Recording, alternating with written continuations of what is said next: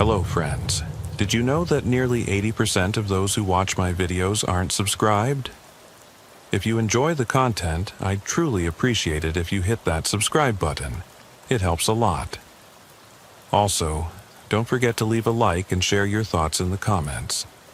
Your interaction not only supports the channel's growth, but also helps these stories reach more people. Thank you all for being here. By the way, where are you watching from? Let me know in the comments. I still remember how quiet Cedar Hollow felt at 2:13 a.m., the way the world seemed to exhale and settle back into itself. After 15 years on the night shift, I learned that those early morning hours feel almost like a separate reality. An echo of the day, but darker and slower, where every distant sound is magnified and the emptiness presses against your ears. On that Tuesday, I was wrapping up minor paperwork at the station, marking off routine logs and trying to ignore the nagging fatigue behind my eyes. My partner was out sick, so I'd volunteered to pull the late shift alone, figuring I'd catch up on desk work before resuming the patrol. Dispatch crackled in, clipped and brief. Unit 37. Possible break-in at the old Kessler place, south of Cedar Hollow. Caller disconnected. No location confirmation. I sighed, telling myself it was probably a local kid messing around. Town lore says that place is cursed, but I learned long ago not to shrug off any 911 hang-up. Even the most trivial call can spiral into something more. I eased the Crown Victoria onto the gravel road leading to the Kessler property, headlights cutting through wisps of fog tangled in the pines. Rain from earlier had settled into a fine mist, clinging to the air like condensation on a window. The radio sputtered static between dispatch calls, and I felt that familiar half-dream state where your eyelids feel heavy but your mind won't let go of a single detail. When I passed the last streetlight at Cedar Hollow's edge, everything beyond was painted in charcoal shades. No houses, no passing headlights, just the rippling tree line, and off to my right the faint silhouette of the old farmhouse. They say Old Man Kessler kept bees there for years, but after his wife died 5 years back, he checked into a nursing home and left that place to rot. The paint peeled in long strips, and broken boards covered the windows in jagged patterns. Folks around here whispered that kids from the next county would drive out to dare each other into the yard after dark. But I'm a city kid at heart. I never bought into ghost stories. There's always a logical explanation. Doors left unlocked, wind slipping through broken windows, shadows cast by the trees. Yet, when I cut the engine and stepped onto the porch, I felt something odd, like walking into a vacuum. The damp air smelled of mildew and sour earth, and every board groaned beneath my boots as if the house grieved for neglect. I clicked my flashlight on low and swept its beam across the living room. Wallpaper hung in long, curling strips, exposing water-stained drywall beneath. An old rocking chair tipped backward on two legs, half buried under dust and bird droppings. The ceiling fan blades groaned, though the room was still, like they remembered spinning once and kept humming even after they stopped moving. I tapped my radio. Unit 37. At the property, no visible forced entry, checking inside. I eased down the hallway, floorboards creaking under each step.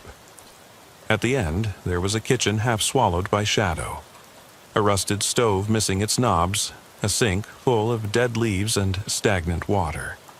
Cabinets hung open, contents likely gone years ago. I took a deep breath, the sharp taste of wet wood filling my lungs, and moved further in. Then I saw it, a plaid shirt, dark green and navy, torn at the elbows, lying in a twisted heap on the floor between two collapsed chairs. I knelt, flashlight trained on its worn fabric. It was a kid's shirt, size for a 9 or 10-year-old, crusted in dried mud, as if dropped and forgotten. My pulse spiked. No footprints led to or from it.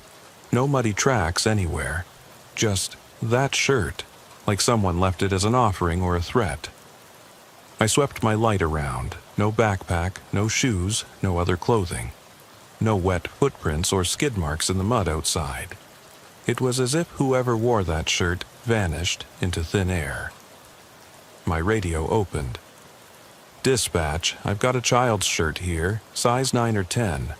Mud smeared, no other clues. Requesting forensics." I felt an odd hush settle over me, a weight in the pit of my stomach. Dispatch replied they'd send someone, but not immediately. The EM van would arrive in an hour at best. I was alone in a 3-bedroom house that hadn't seen a living soul in half a decade, with nothing but dark shadows for company and a piece of evidence that made no sense. I set the beam low, trying to avoid rattling anyone's, perhaps some drifter's, imagination. I eased toward the back door, its latch rusted but loose. Outside, the rain had slackened to a fine drizzle, fog thick enough that my headlights barely pierced it. The porch swing creaked on its chain, moving in small arcs, though there was no breeze. My breathing hitched. I heard the echo of a floorboard shift behind me. A soft, hollow snap that made me spin and raise my light. Nothing moved in the living room. Nothing moved in the hallway. The mist pressed against the windows like cold hands, but inside was still. I frowned, scanning every corner. Empty. I forced myself to exhale. Just wind, I told the dark, but I didn't believe it. I backed outside and pointed my light at the swing. Its chain swung the seat back, groaning under its own weight. I stared until the murmuring in my chest slowed. It stopped. Dead silent again. The wooden boards crunched under my boots as I stepped off the porch and closed the door, latching it firmly behind me. I flicked my flashlight around the yard, but all I saw was mud, tangled weeds, and broken rose bushes long since turned to brambles. I climbed into the cruiser and flipped the headlights outward, jarring the night into sharper focus. I aimed at the farmhouse. My phone's GPS said 8 minutes until the EM unit should be here. I watched the porch swing flicker back into stillness. I frowned, clicked on the wipers, and backed onto the road. As I pulled away, coming around a curve, I thought I saw 2 dim glints, like eyes, blink in the darkness behind the barn. I hit the brakes, swivel my flashlight beam, only thick pines and tangled undergrowth. But my stomach twisted anyway. My mind whispered that something watched from there, hidden behind the trees, waiting for me to leave. At the intersection, under a broken streetlight, I killed the engine and radioed it in. Unit 37. Evidence located. Waiting at the intersection. No further sightings yet. I cracked the window to let out the oppressive heat of my breath. I couldn't shake the feeling that I was suddenly a target in someone else's design. 40 minutes later, the EM vehicle arrived. 2 techs hustled out, floodlights raised, cameras in hand. They crouched by the house, photographing the shirt and the porch swing, collecting soil under the shirt's buttons. They found no other prints in the yard, except mine, now half erased by my own tire tracks. It was as if someone laid out an open invitation and then vanished so thoroughly they left no tracks.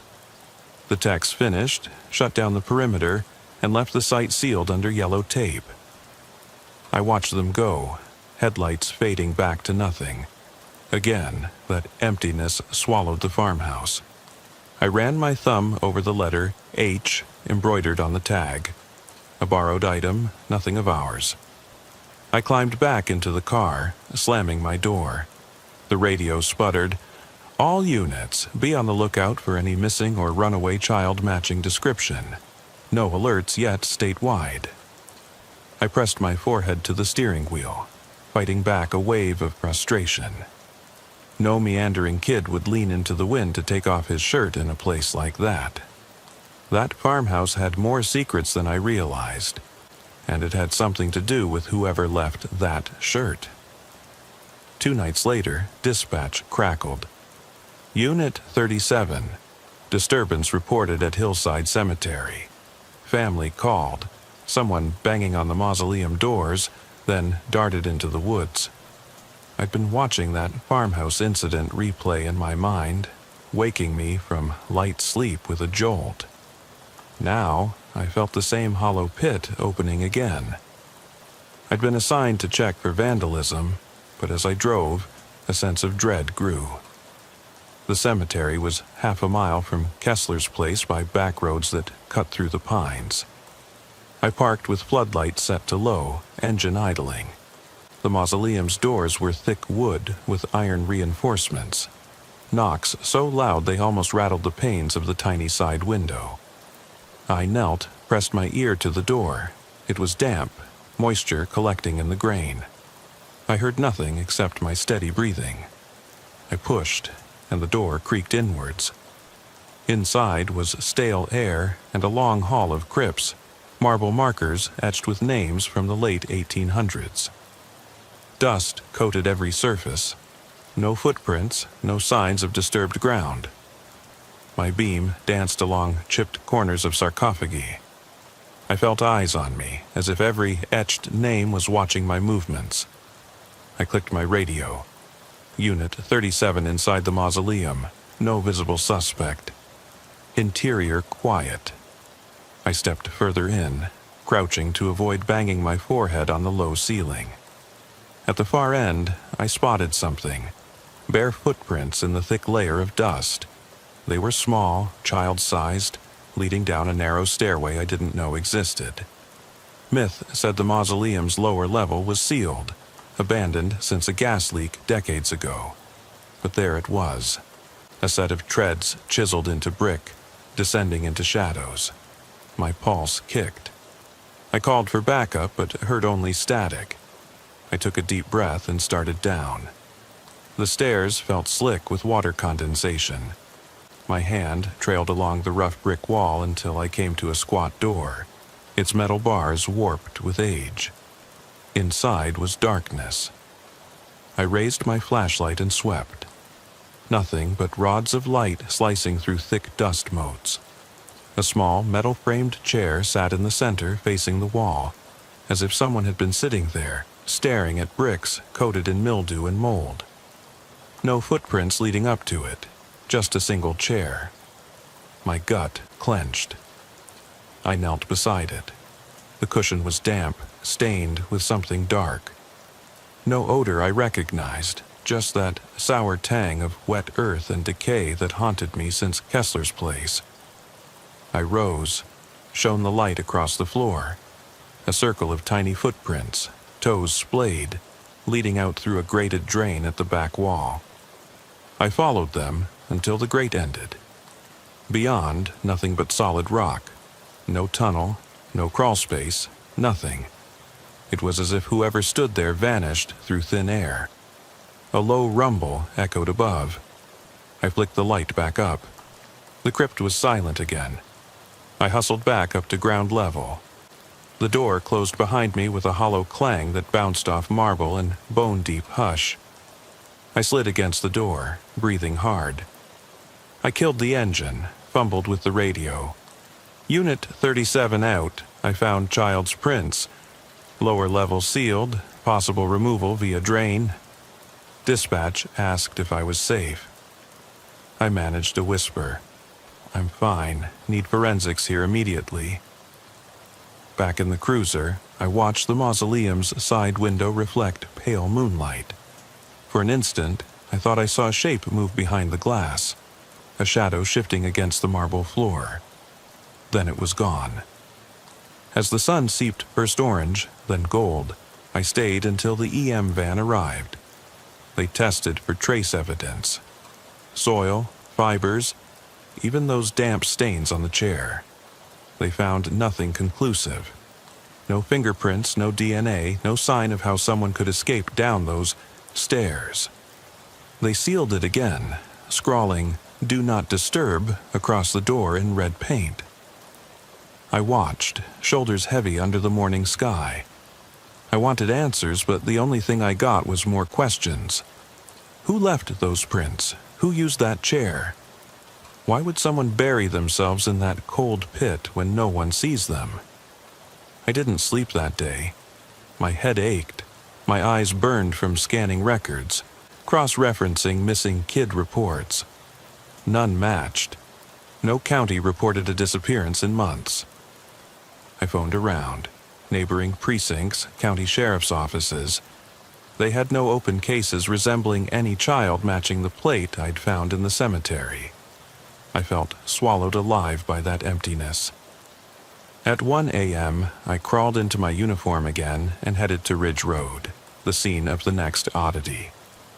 Ridge Road is a narrow ribbon of pavement slicing through dense forest. No houses for miles. Daytime, it's a safe drive. At night, it becomes a corridor to the unknown. Dispatch called me about a stalled SUV, engine running, no driver in sight. The GPS coordinates lit my dash. 7 miles west of Cedar Hollow. I rolled my cruiser along the blacktop, tree limbs gossiping overhead in the wind. A light rain began to fall, and every drop sounded like a soft knock against the roof. My headlights caught the shape of the SUV, parked at a crooked angle in a muddy ditch. Its engine idled, a low, rumbling growl, almost like someone had just stepped out. Doors locked, windows rolled up. The tag was registered to a rental agency in the next county. I clicked my mic. Unit 37 on scene, no driver. Lights are on, engine running, checking perimeter. Boots crunching on wet leaves, I neared the passenger side. Door unlocked. Inside, a child's jacket lay folded neatly on the passenger seat, black with the red stripes, a size 8. No shoes, no bag, nothing else. I lifted it, damp, still warm. It didn't fit any modern tag I recognized. On the floorboard, I saw muddy footprints, adult-sized, dragging toes, as if someone had slid them to erase direction. I shone my flashlight around. No footprints beyond the ditch, nothing in the road, just trees and mist. My pulse ratcheted up. I scanned the tree line. Shapes in the forest shifted, then vanished. I felt watched. I grabbed my radio. Dispatch found a child's jacket inside. No other signs of life. Appears staged. I'm going to check the woods. I moved into the tree line, beam sweeping side to side. Underbrush grabbed at my pant legs. Mud quicked beneath my boots. After 50 yards, I stopped. Tiny prints led to a shallow depression near a culvert under the road. The prints were barefoot, splayed wide, converging at the water's edge. I crouched, tracing them with my gloved finger. On the damp ground, I spotted chalk marks. Fuzzy SOS scratched into the earth, almost erased by rain. No idea how long they'd been there. I snapped photos, radioing forensics. Something tapped on the darkness behind me. I whipped the light around, nothing. I backed toward the SUV, trying to piece it together. So far, I'd found 2 shirts, 1 jacket, a classroom of unanswered questions. Farmhouse, mausoleum, SUV, all connected by garments that belonged to children, all without a body or a parent in sight. When I climbed back into the cruiser, I flicked the radio. Dispatch, I'm heading back. Need full search assistance at Ridges. Multiple child-size garments found at different sites. No missing reports match. I felt the weight of every word, half conviction, half despair. On the way back, I couldn't escape the image of those tiny footprints dancing around the culvert. The thought of a child kneeling in cold water, calling for help that never came. I thought of the drapes in the mausoleum, the damp chair, the farmhouse shirt abandoned in dusty darkness. Each site looked ordinary during the day, just another rural relic you'd drive past without thinking twice. But at night, everything changed. Every shadow was loaded with something too big to comprehend. Every rustling leaf felt like a signal. I reached Cedar Hollow Road and paused at the intersection where I had watched the EM guys wrap up at the farmhouse. There, under a broken street lamp, I killed the engine. The mist rolled back in, and silence pressed against my ears.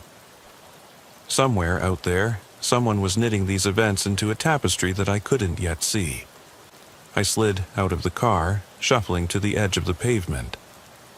A scrap of paper lay in the gutter, caught against the curb by a clump of moss. I knelt and picked it up. 2 words scrawled in pencil, half smudged by dew, 24 hours. My heart pounded. I glanced around. Nothing but empty road, the damp scent of pine, and the distant hum of an all-night diner.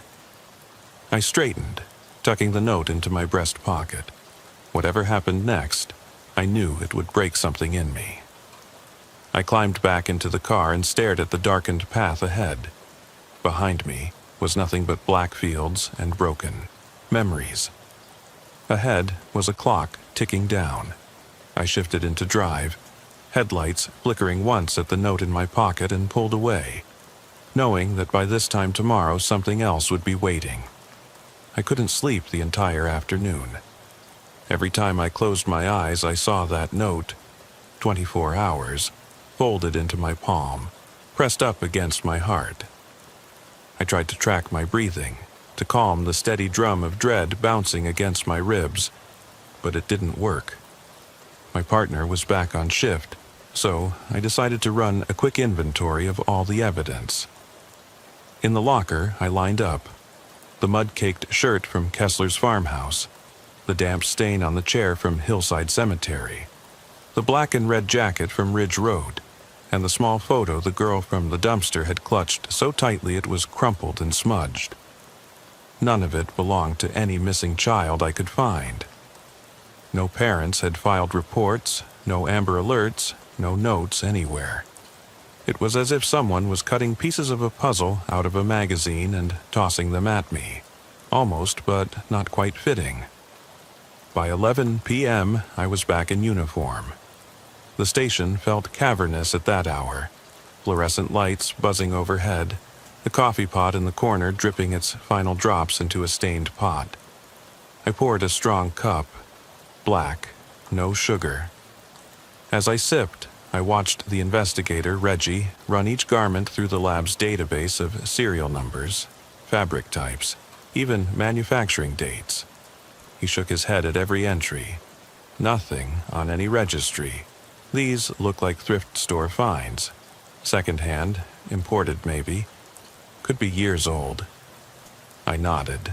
I had to believe there was some logical explanation. Every missing kid left clues behind. Photos tacked to phone poles, frantic parents blinking bright flash pictures under streetlights. But here, everything was anonymous, cloaked in dirt and darkness. My phone vibrated. A text from dispatch, timestamp 0047, Unit 37, 1 new 911, hang up from public phone booth, Elm and Pine. Caller said only, "They know you're watching." Caller disconnected. No callback. My blood ran cold. "They know you're watching." The words felt like acid on my tongue. How many times had I listened to static-ridden calls? How many half-whispered pleas? I dropped my cup, coffee sloshing across the station floor. I grabbed my radio. "Reggie, I need you to head to the lab and prep the Kessler and cemetery cloth samples. I'm heading to Elm and Pine. 911 hang-up. Report words, 'They know you're watching.'" He gave me a curt nod, mouth pressed tight. "Be careful," he said without asking why. He knew. My cruiser's engine buzzed as I drove toward Elm Street. The streets were empty, the streetlights shivering with each gust of wind. I passed Oak Street Diner where neon letters flickered 24 hours open, and I felt a twisting irony. The diner's lights seemed to mock me. Open all night, but no answers beyond these neon walls. I parked under a street lamp that glowed dim and yellow, the pavement bogged down by recent rain. I radioed dispatch. Unit 37 on scene at Elm and Pine phone booth. My boots hit the wet pavement. My uniform felt stiff and wrong on my shoulders, like someone else's skin.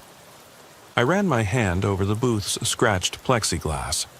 The receiver dangled from its cord twisted like a loose rope. No dial tone, no other evidence. I pressed a gloved finger to the mouthpiece, nothing but dead silence. I circled the booth. The brass coin slot was jammed, gum-stained, and the base was half buried in litter. Torn receipts, broken matchsticks, greasy coffee lids. Under those lids, I saw a small charred scrap of paper clinging to a cigarette butt. I knelt and pried it from the grime. A child's handwriting, trembling and uneven. Look behind. That was all. No signature, no date. I crumpled it in my fist, feeling the rain seep through my glove. In front of me, the edge of the cemetery's chain-link fence sandwiched between pine trees. I looked up at the dark windows of the mausoleum. I remembered the damp chair, the prints, the sense that something breathed behind me. That word, behind, felt like a direct command. My pulse hammered. I flicked on my flashlight, the beam trembling. Step by step, I followed a narrow path behind the booth. Overturned trash cans, broken branches, a toppled fence stake stained at one end by dried rust. I pressed closer to the cemetery fence. The gate was sealed, but I spotted the latch loosened slightly, as if someone had climbed in moments ago. I pulled myself through with one arm, careful not to disturb the gravel. The moon was a thin sliver behind fast-moving clouds, throwing shadows that leapt like ghosts from one marble slab to the next. I remembered the splintered chair and the faint outline of those tiny barefoot prints. The damp earth held a memory no one else would see, prints that ended in the drain. My light caught a small toy that looked out of place. A battered wind-up tin car, paint chipped, wheels half melted by rain. I held it by its rear bumper, the metal cold against my fingers. It wasn't in any patrol narrative I'd ever read, too small, too innocuous, yet heartbreaking in its ordinariness. A toy abandoned in a cemetery. I felt my voice catch as I radioed. Dispatch, I found a child's tin car, wind-up toy, covered in dirt. Location, north wall of the mausoleum.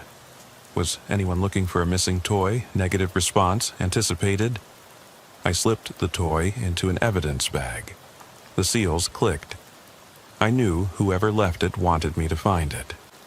Someone was daring me to follow their breadcrumbs. I switched off the radio, forcing myself to concentrate. Every nerve ended in hyper-awareness. The distant bump of a loose tombstone lid, the way a branch scraped against a crypt.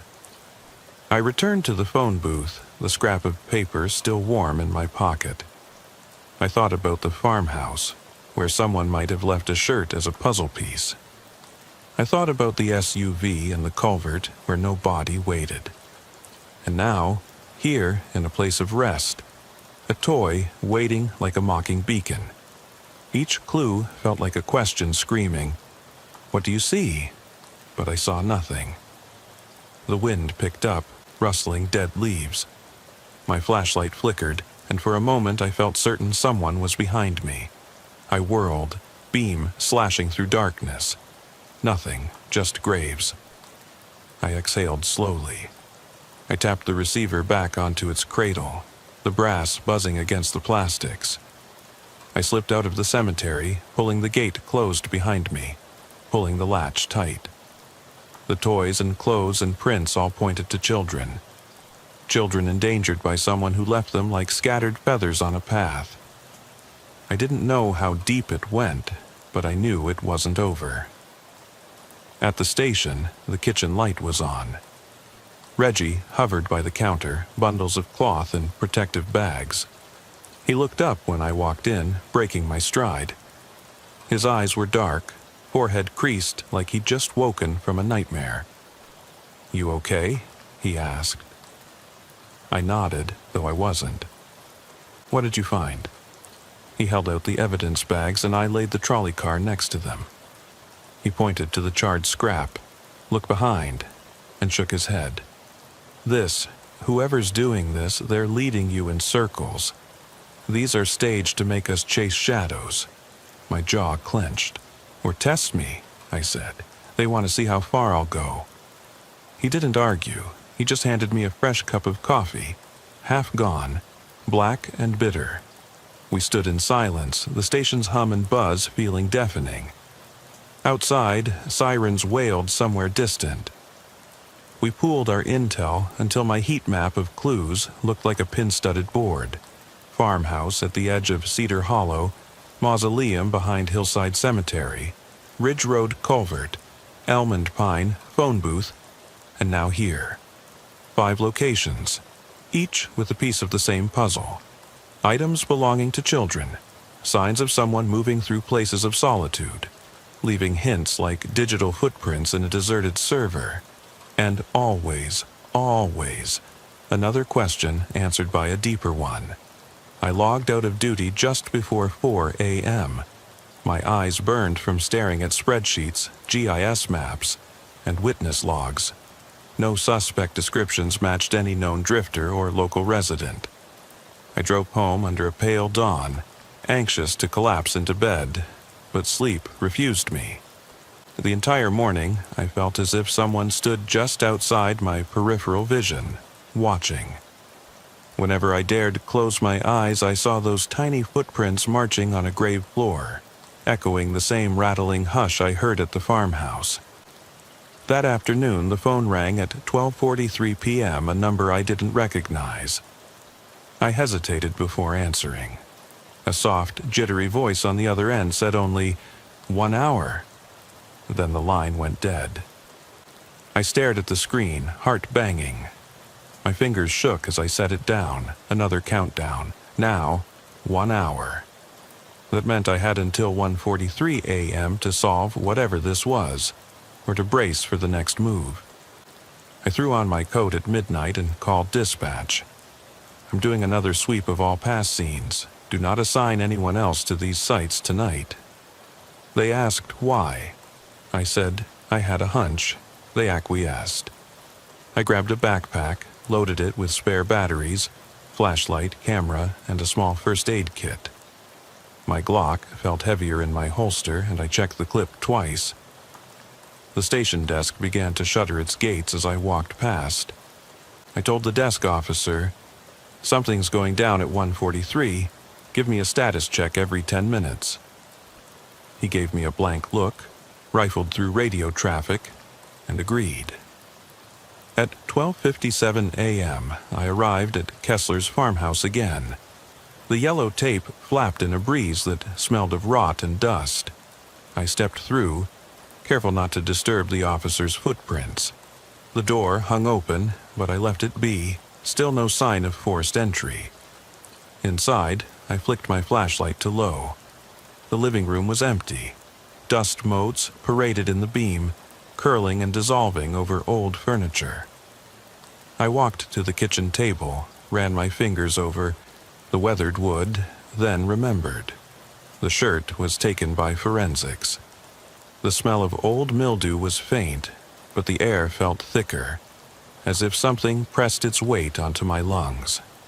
I moved to the hallway, floorboards creaking a warning. No children's shirt, no sign of anything new. I descended into the crawlspace under the kitchen, the one I hadn't checked before. I pried loose a rotten board, and the stench of damp earth hit me. I scraped aside loose dirt and came upon an object half buried. A child's sneaker, bright red, with a cartoon rocket ship emblazoned on the side. It was caked in mud, laces frayed. I bagged it, knelt, and ran my finger around the midsole. Initials carved in the rubber. A M. The initials matched no record I'd run. I rose, snapping photos as I exfiltrated out of the crawlspace. My watch read 1:15 a.m. I had 28 minutes until 1 hour would expire. I climbed back to the ground floor, each step heavier than the last. I heard the wind pick up outside, rattling the broken windows. My radio crackled. "Unit 37, status update?" I said, found a sneaker. Carved initials AM, I'm moving to Hillside Cemetery next. Dispatch replied, "Be advised, 1:43 in 27 minutes. My pulse spiked, and I sprinted to my cruiser, the farmhouse bricks dissolving into shadows behind me. I hit a run at top speed down the gravel drive, the Crown Vic's engine roaring as I peeled out. I followed shortcuts through back roads, knowing traffic would be minimal. At 1:30 a.m., I rolled up to the locked gate of Hillside Cemetery, the lunar sliver overhead barely lighting the path. I flicked on my headlights and radio. Unit 37 on site. Checking mausoleum. I moved with razor focus, flashlight bouncing off headstones worn smooth. I found the mausoleum door still sealed with red paint. Someone had tried to scratch it off. Paint marks suggested a crowbar slipped and withdrew, but no successful attempt. I retrieved the cadged key I kept for just such occasions, a skeleton key from when I once did a favor for an old family friend in security, and unlocked the mausoleum. Beads of sweat formed along my hairline, even though it was cold. Inside, every sarcophagus gleamed wet in the flashlight's sweep.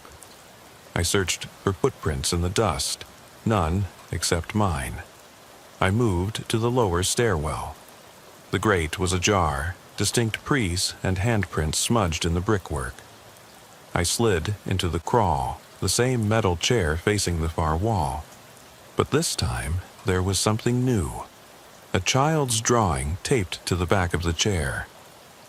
I knelt, my flashlight catching the paper's edges. A scribbled scene of a house with 2 tall trees. A figure standing outside with arms raised, and letters scrawled in crayon, "Come find me." The child's hand was unsteady, letters leaning funny. Beneath that, a second line, "Last chance." My breath caught. I reached out to touch the drawing. The dampness seeped through the paper, ink smearing. I radioed, "Dispatch, I found a drawing with a plea, 'Come find me, last chance,' under the mausoleum. Clock is running." No reply beyond static. On the wall beside the drawing, faint charcoal smudges formed a circle, like someone held a flashlight close to a candle and tried to draw symbols in the glow. My mind tried to rationalize. Maybe a kid with a chalk stick playing hide-and-seek gone wrong. But I knew better. Everything here was staged to provoke fear. I turned to leave, but the chair squeaked, as if someone just shifted weight. I jerked, swung my light around. Nothing. But in that instant, I felt a whisper in my ear like warm breath. "You shouldn't have come." I bolted up the stairs, heart thudding so loud I swore I could hear it in my skull. I slammed the door shut behind me, locked it, and ran to my cruiser. My fingers fumbled as I dialed for backup. Units, urgent, mausoleum site. Possible threat. I'm pulling out. Tires squealed as I spun away, not daring to glance back. The clock on my dash read 1:42 a.m. 1 minute remained. I tore onto Cedar Hollow Road, heading toward Ridge Road, where I estimated the next clue might be. Every street sign blew by in a blur. My breath was ragged. At 1:42:30, I noticed a faint light flicker on the dashboard, the warning indicator that my fuel tank was nearly empty. My heart sank.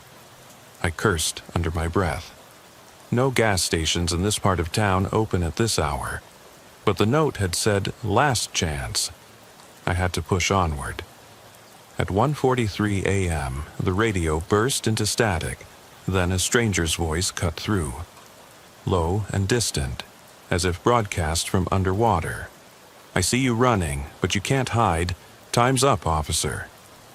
The voice was pitched too low to place gender or age, just a rasping whisper that faded into static.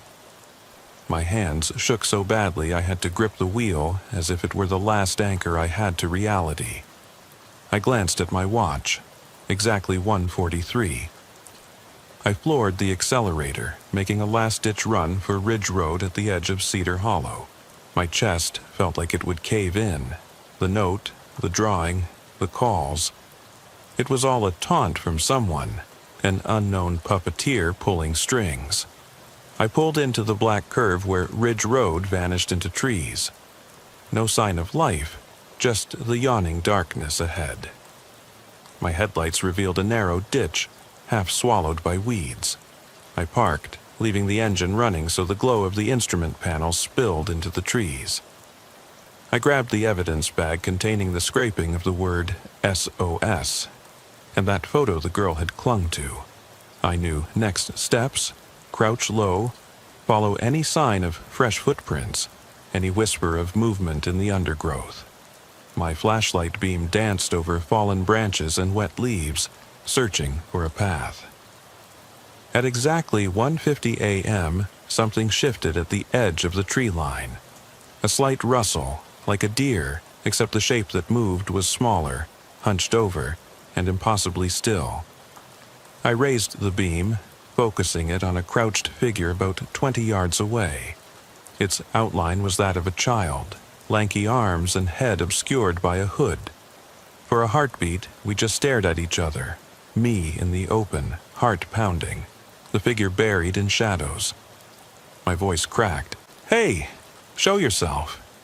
The figure tilted its head, motionless, long hair brushing its shoulders. Then it stood and bolted toward me, legs pumping, too fast for a child. I stumbled back. I watched it dive into the ditch, vanish into darkness. I raised my flashlight to track it, but it had disappeared as if swallowed by the woods. My light hovered over empty ground, only mud and fallen leaves stirring in the breeze. I exhaled in relief and frustration. I had missed it, just missed it by a heartbeat. I scanned the perimeter, nothing but silence. My head rang. My heart felt like it would burst. I bent to inspect the ground where it vanished. Tiny footprints etched into mud, toes splayed outward, leading into the undergrowth. I snapped a photo with my phone. Something gleamed in the moonlight nearby. A half-eaten candy bar wrapper. Brand new, fluorescent wrapper reflecting my beam. Why leave candy here? For a child, maybe, but no child was here anymore. Just their traces, shirts, jackets, toys, drawings. An invitation to a chase that took place entirely in the dark. My breathing caught as I realized what was happening. I wasn't hunting a child. I was chasing their ghosts. I felt dizzy, leaning against my cruiser. My eyes burned from trying to reconcile each clue. I reached into the glove box and pulled out the drawings, shirts, jackets, and that tin car. I laid them on the passenger seat like sacred relics, each showing that someone moved these children through these silent places, collecting their stories and weaving them into my nights. I clutched the worn steering wheel. My pulse drummed an ancient rhythm of dread. I knew I was in too deep, but I couldn't stop. In my gut, I sensed that every piece fit into a larger design, one I could barely glimpse through the haze of terror. I flicked off the engine, leaving only the pale glow of the dashboard illuminating the cabin. I watched the trees sway, breathing in the cold air. Somewhere out there in the darkness, the figure waited, saw me falter, saw my vulnerability, and maybe, just maybe, they felt a cruel satisfaction in knowing how helpless I was. My phone vibrated.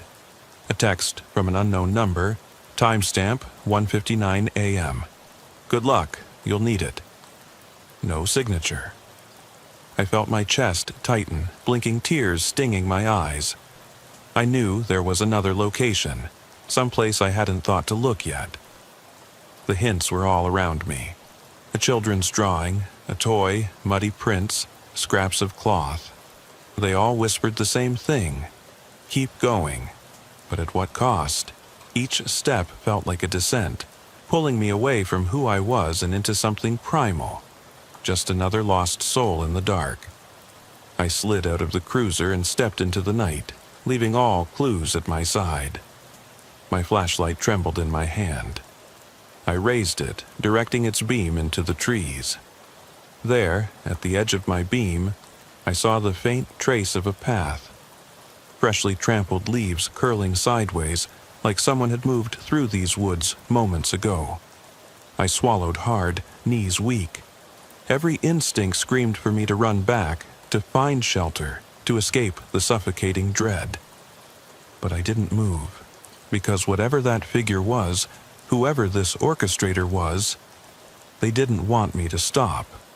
They wanted answers, and I had to find them, before the night swallowed me whole, before the whispering darkness claimed me like the rest of Cedar Hollow's hidden tragedies. I took my first step into the woods, heartbeat echoing like a drumroll in my ears. And then, a voice, soft and raspy, like a memory you can't quite place, came from behind me. You're too late. The wind felt different out here, denser, almost suffocating, as if the forest itself exhaled a slow, deliberate breath the moment I stepped off the road. My boots sank into loamy earth that gave way beneath, each step carrying the faint impression of footprints I could almost follow, if only I had the strength to keep going. You're too late. The words still echoed in my mind, a rasping whisper that crawled up the back of my neck and settled behind my eyes like a warning. My flashlight beam sliced through the tree line, revealing shards of moonlight scattering across rotting logs and tangled vines. I paused, breathing hard, every nerve tuned to the hush of the woods, every muscle straining to catch the faintest movement. The air smelled of wet pine needles and decay, mingled with that same sour tang of old wood and dust I'd noticed so many times before. It was the scent of places left to rot, places where something unnatural thrived without witness. My heart pounded so loudly I thought it might tear through my ribs. I took a step forward, and the beam caught a slender silhouette crouched at the base of a gnarled oak.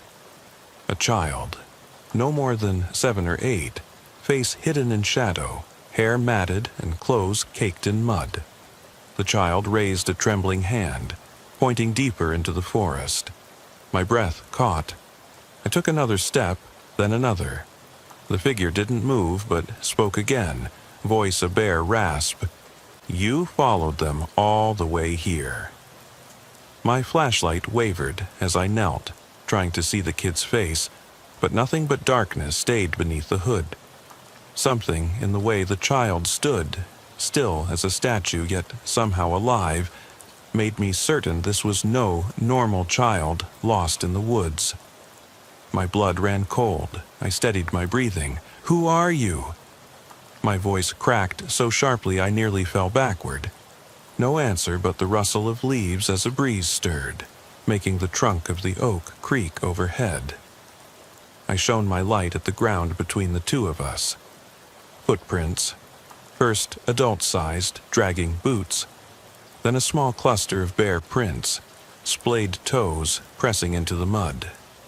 They led away from the oak, slipping into a tangle of brambles that clawed at my jacket as I stepped forward. I fought past skittering branches and sloshing puddles until I reached the thicket.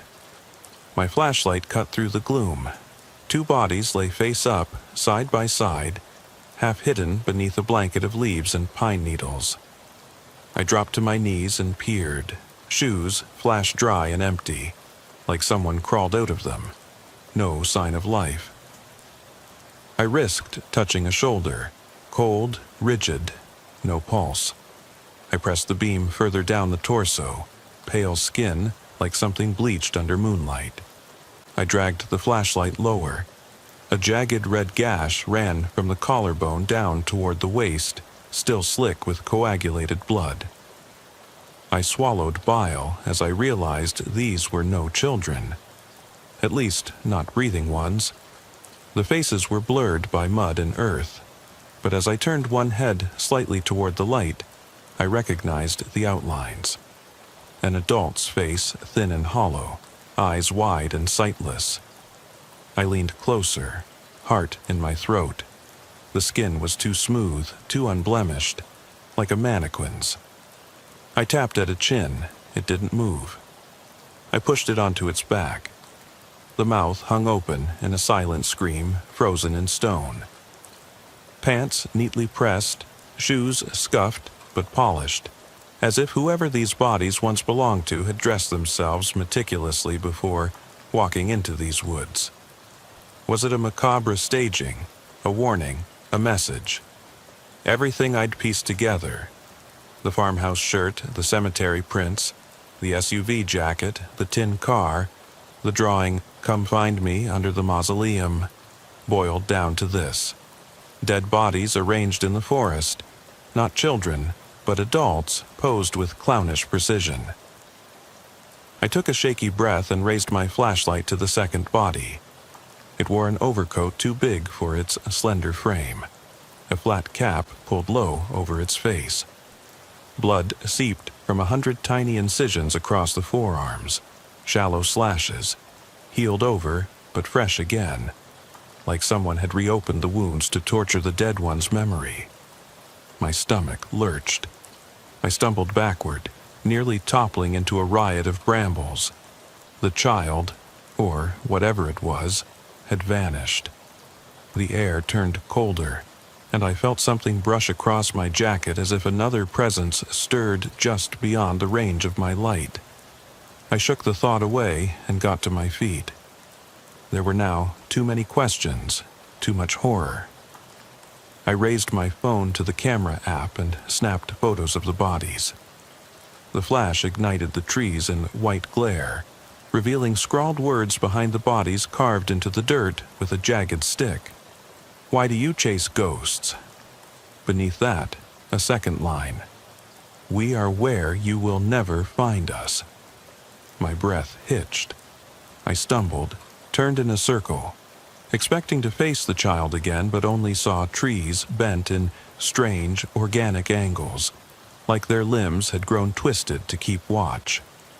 The forest floor was littered with scuffs and footprints, adult and small, and the stench of damp earth grew stronger, suffocating me. I realized I'd been holding my breath, so I exhaled, trembling. I pressed my phone's face to the bodies, hoping to enlarge the image and glean a name from a belt buckle or a tag. But my hands were too slick to steady. I dropped to one knee, slid the gore-smeared cap off the second figure's head. Beneath was a shock of dark hair, and when I panned the flashlight over the face, I recognized the features. The deputy sheriff from Marion County, Aaron Fields, a missing man for nearly 3 weeks. His eyes stared sightlessly at the sky. His face was so pale under the mud that it almost glowed in the dim. He had been here, in these woods, a long time, hidden under leaves that had grown colder, more unforgiving. My breath caught. I'd spoken to his wife on the phone 5 days ago. She said he drove out here on a routine call, something to do with an illegal dumping site. But I dismissed it as protocol. I'd never connected him to this nightmare. I felt bile sting my throat. I slid back, nearly dropping the flashlight. "My God," I whispered. A dry crack sounded behind me. I whirled, sweeping the beam. I saw someone pass between 2 pines, tall, stooped, wrapped in black cloth that floated like oil on water, swallowing the light. My heart hammered. I sprinted backward, crashing over broken branches, tearing at jeans. I fumbled for my gun, barely finding the grip with a trembling hand. I pointed it toward the shape. The beam caught its eyes. Hollow sockets where pupils should have been, yet it stared straight at me, as if sensing my fear. I screamed when it blinked, and that blink felt cruelly deliberate, as though life flickered for an instant before snuffing out again. "Bring me their names," the figure rasped, a voice so low it trembled through my bones. "Tell me why you hunt shadows." A gust of wind blew. My pants and shirt flapped tight around me. I tried to speak, but my tongue felt paralyzed. The thing raised one bony finger in a slow gesture toward the bodies. I forced my jaw to move. "Aaron Fields, he's dead." My voice was barely a breath. "Yes," it said, as though reading my mind. "Dead, but found by dreamers." It turned its head slightly. The hollow where its ear should be seemed to focus on me. The shape shifted, as if dissolving into motes of dust. I fired 3 shots into the darkness. The gunshots echoed like thunder bouncing off unseen walls. I saw ebony motes before me, like puffs of smoke, ascending toward the canopy. The forest fell eerily silent, so silent that I could hear my own heartbeat trailing into the night. I dropped to my knees beside the bodies, chest heaving. The forest no longer felt natural. It felt predatory, as though every root and living thing plotted in hushed council. I prayed, silently, that someone would find me. Paramedics, backup, anyone, before the killer returned to finish this twisted game, cameras still tucked in my hand. I checked the time, 2:15 a.m. 42 minutes had passed since the first whisper of 1 hour. I realized I was entirely alone. I saw no path back. It was all trees, mud, and shattered breaths. The idea of running back to my car was impossible. I'd likely stumble, break an ankle, and become the next gruesome exhibit in this macabre gallery. I heard a soft rustling to my right. I aimed the flashlight, and there, crouched among branches no taller than a child, was a pale face. Blue lips, dark rings under milky eyes. It was the little boy from before. He shook, each movement jerky, like the marionette of a mad puppeteer. He spoke in that same voice. "You cannot save them." I forced my gaze to remain steady. "Who are you?" My voice rang hollow. "We are all rows in the same grave," he whispered. "Every child you saw, every drawing and garment, those are not theirs. They are ours." He pointed at the corpses. "These are but vessels we borrowed. We hide within their names until the night finds us." I felt bile rise. "What do you want from me?" The child's grin peeled back, revealing teeth sharpened into jagged points. His small hands twisted into claws. "We want witness. We want your confession. You did not believe. You hunted shadows. Now you have a choice. Join them or become one." He tilted his head, then dissolved into a swirl of embers that drifted upward into the treetops. I fell backward, drawn to the ground, chest heaving. The corpses lay still as rock, the autumn leaves strewn over them like confetti at a funeral. I scrambled up, breath uneven, adrenaline slamming through my veins. In the distance, I heard sirens, faint, tantalizing, like broken safety. I crawled toward that sound, pushing past thorns that tore at my uniform. Branches clawed at my face as I dashed through the underbrush. Finally, I burst onto the gravel road, blinking at headlights rounding the bend. 2 cruisers, bright red and blue strobes painting the trees scarlet. "Unit 37, status." Reggie's frantic voice crackled over the radio. I fumbled my phone. I found them. They're dead. Fields is here. Bodies. Something's wrong. It's not over. Stay there. Backup is on the way. Backup's already here, I rasped. I turned to the forest's edge, where darkness yawned wider than any grave I'd ever known. Everything in me screamed to run back in, to face whatever haunted those woods, but my legs refused. My boots felt like lead. My uniform was soaked in sweat and mud. My gun was empty, its final bullets spent on nothing but air. Paramedics poured over the bodies, pulled away yellow evidence tape, called for coroners. Traffic cones lit the road like a broken necklace. But through the flashing lights, I saw that nothing had changed in the woods. The air still smelled like rot, and the trees still bowed as though to whisper secrets I could almost catch. If only I dared step back into their thicket. I gripped my radio and tried to make sense of it. Dispatch, I need all units to check past locations. Kessler Farmhouse, Mausoleum, Ridge Road. They're connected. It's bigger than any missing child case. Static. The radio died. I pounded it, desperate to speak. No answer. My phone buzzed with messages. All available units are off duty. All other counties are closed. We have no cases that match that name. No files opened in the last 10 years. I turned to the paramedics. Coroner's van. Are we missing anyone? Or is this it? A young EMT shook her head, feeding details to her partner. Bodies found, no ID. Local forensics will match fingerprints. They'll keep them overnight. She didn't ask who I was.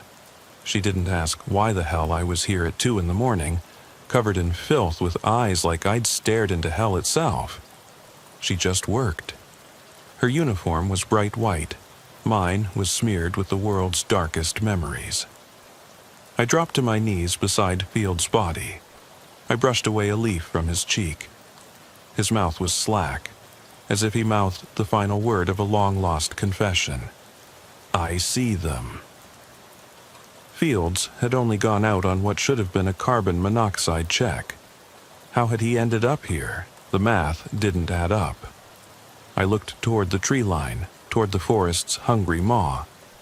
Somewhere inside, something waited, something that would always hunt me. I felt my skin crawl under the bright emergency lights, felt each drop of sweat turn cold as dawn threatened to break. I thought of that boy's last words. Make your confession. My mouth felt thick, words stuck. What was the confession? That I believed I was too good to chase ghosts? That I refused to listen to pleas for help until they became signs I couldn't ignore? I stood, hands trembling, and faced the forest one last time. Shadows pooled beneath each tree, cresting toward the road like fingers seeking warmth. I swallowed the lump in my throat. There were no answers, no solace, only a void of unanswered questions stretching wildly into the night. With that, I climbed into the cruiser, shot Reggie a look I couldn't hold long enough to meet. The sirens were closer now, but not close enough to drown out the echoing hollow whisper in my mind. Make your confession. I turned the key. The engine roared. I started to drive away, but I knew I would never leave the forest behind.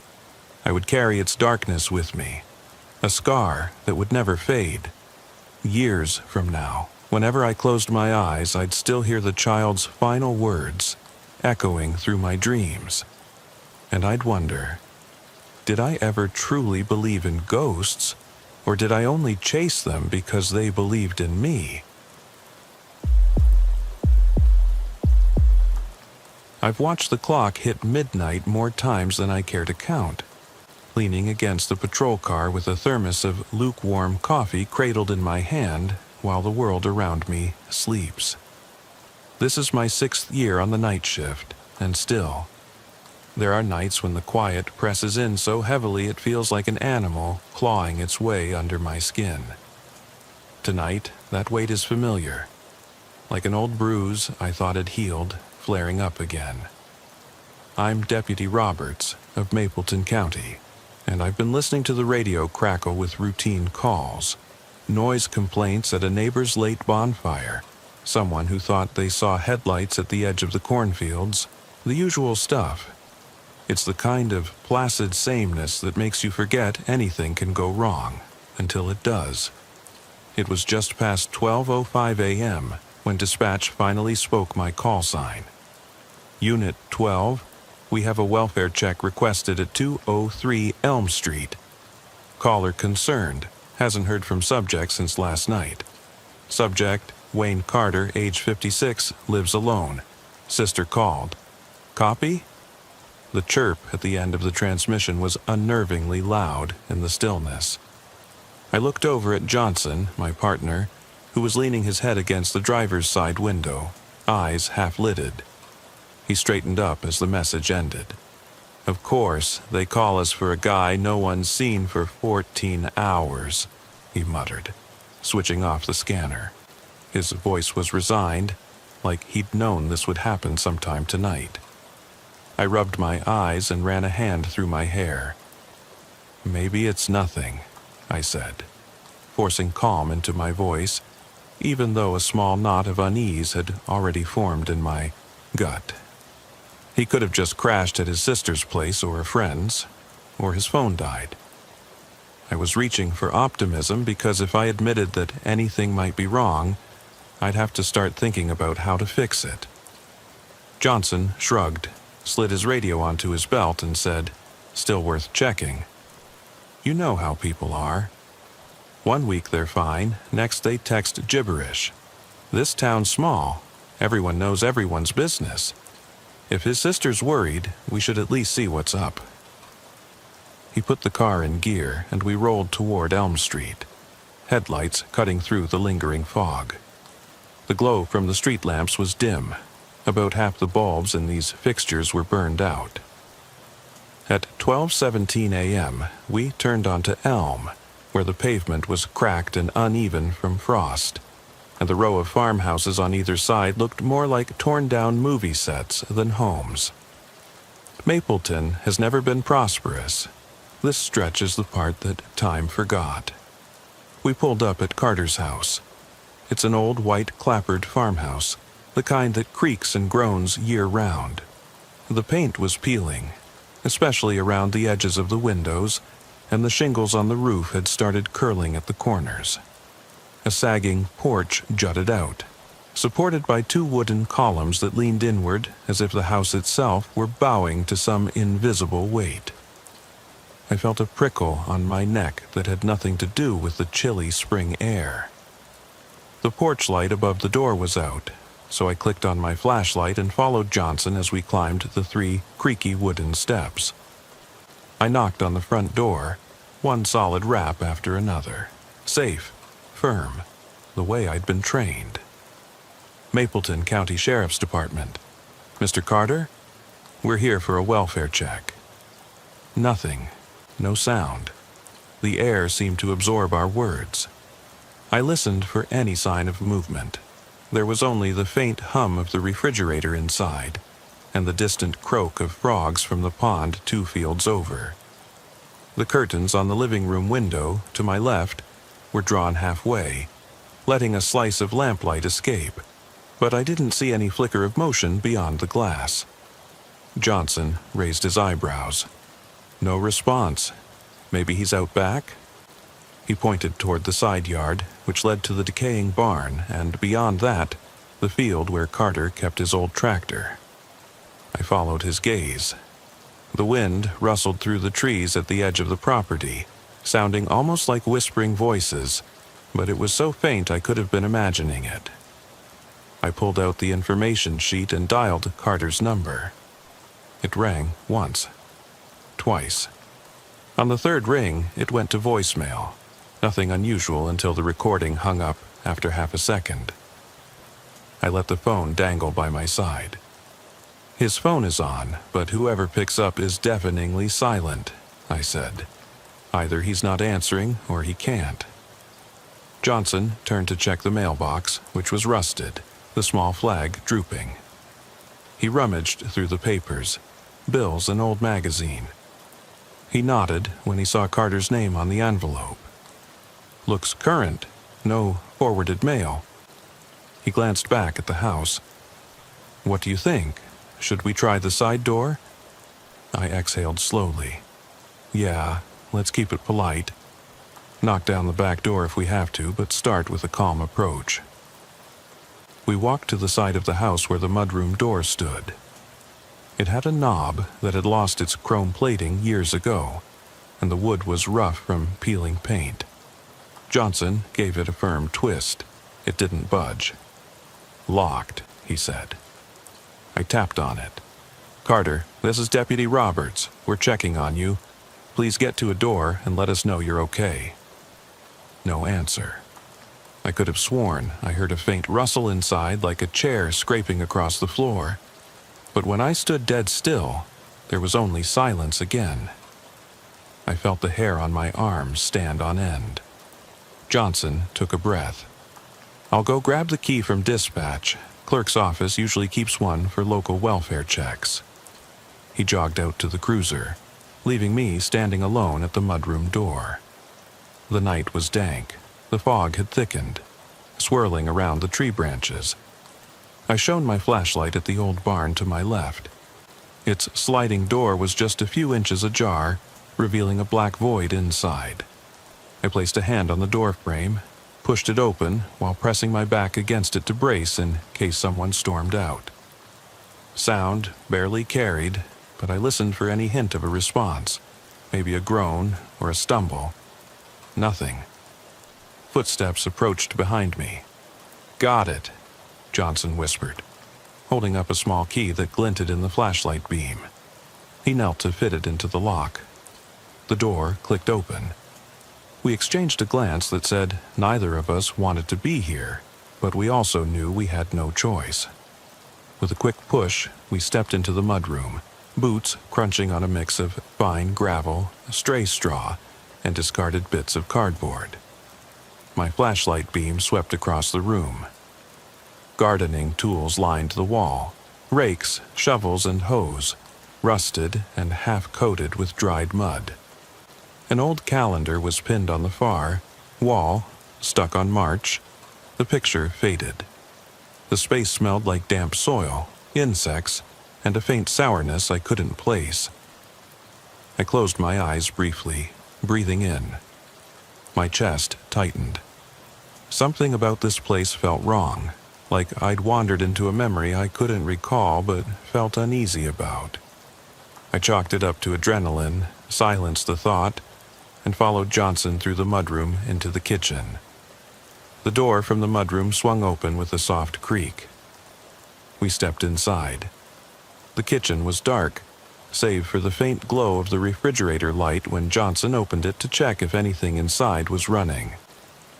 The tile floor was cracked near the sink, and there were flecks of dried mud trailing from the doorway to the table, tiny loops and arcs that reminded me of a child dragging their shoes inside. A plate sat on the counter, the remnants of a half-eaten peanut butter sandwich hardened, a coffee mug stained with old grounds. I swallowed, thinking how routine breakfast must be for Carter: toast, a cup of Folgers, and his daily paper. Now, nothing but silence. I swept the flashlight across the room until its beam found Carter, slumped at the kitchen table. His arms were crossed, head resting on them, and his phone lay face down beside an envelope. I leaned forward, gently shook his shoulder. "Mr. Carter?" No response. I knelt beside him and felt for a pulse. It was there, weak, racing in short bursts. His skin was cool, clammy, skin pale. I pressed a finger to his forehead, cold to the touch. "Something's off," I murmured. I slapped his cheek lightly. His head lolled forward, but he didn't wake. Braided scars ran along his forearms. Old cuts, likely from farming accidents. But now there were fresh abrasions on the backs of his hands, and I noticed faint drips of dark liquid pooling near his fingers. Blood. The metallic tang of it hit me in the back of my nose. My heart kicked up a notch. Johnson was already at the table, dialing dispatch. His voice was low, urgent. "Dispatch, Unit 12 to medic, possible unconscious adult at 203 Elm Street. We need paramedics ASAP." He snapped the phone closed as I gently turned Carter over. His face was streaked with sweat and dried blood on his lip. I cleared my throat, trying to steady my hands. He's alive, but barely. Possible head trauma, signs of a struggle. We need to move carefully. We moved apart to search the rest of the house. I switched on my radio mic, kept it on the low setting. Johnson found the breaker box in the mudroom. One breaker flipped off, labeled kitchen, which explained why the lights were dead. Whoever had turned it off had done it intentionally. That tightened my stomach further. I snagged a pair of latex gloves from inside the kitchen drawer and examined the envelope next to Carter's phone. It was addressed, "To whomever finds this," scrawled in shaky handwriting on a lined sheet. "Look at this," I said, carefully picking it up. The envelope had a smear of wax drippings along the top, spotty and yellowed. I peeled it open and unfolded the single sheet inside. It read, "They found me. I tried to run, but they know these woods better. Followed footprints I thought were deer. Those tracks weren't nature. If you read this, turn around, just leave me be. I'm in the basement, but I'm not alone. God help whoever ends up here next." I felt a cold pulse behind my eyes. My breath caught. There was only one basement here, an old root cellar under the Seeloss farmhouse, 2 fields over. But Carter had a cellar under his house, too, used for storing preserves and his winter seed stock. If he was in the basement, he wasn't at the kitchen table now. I froze, looking up at Johnson. He frowned. "You sure he's not just unconscious here?" I shook my head, thinking how the note contradicted the scene. Carter couldn't have written this while lying on the table bleeding out. I pocketed the note and moved toward the hallway. The faint scratch of boot on wood came from down below. Maybe the cellar's steps. Someone else was here.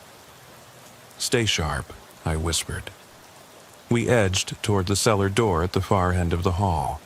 The house settled around us with soft groans, like a living thing waking from sleep.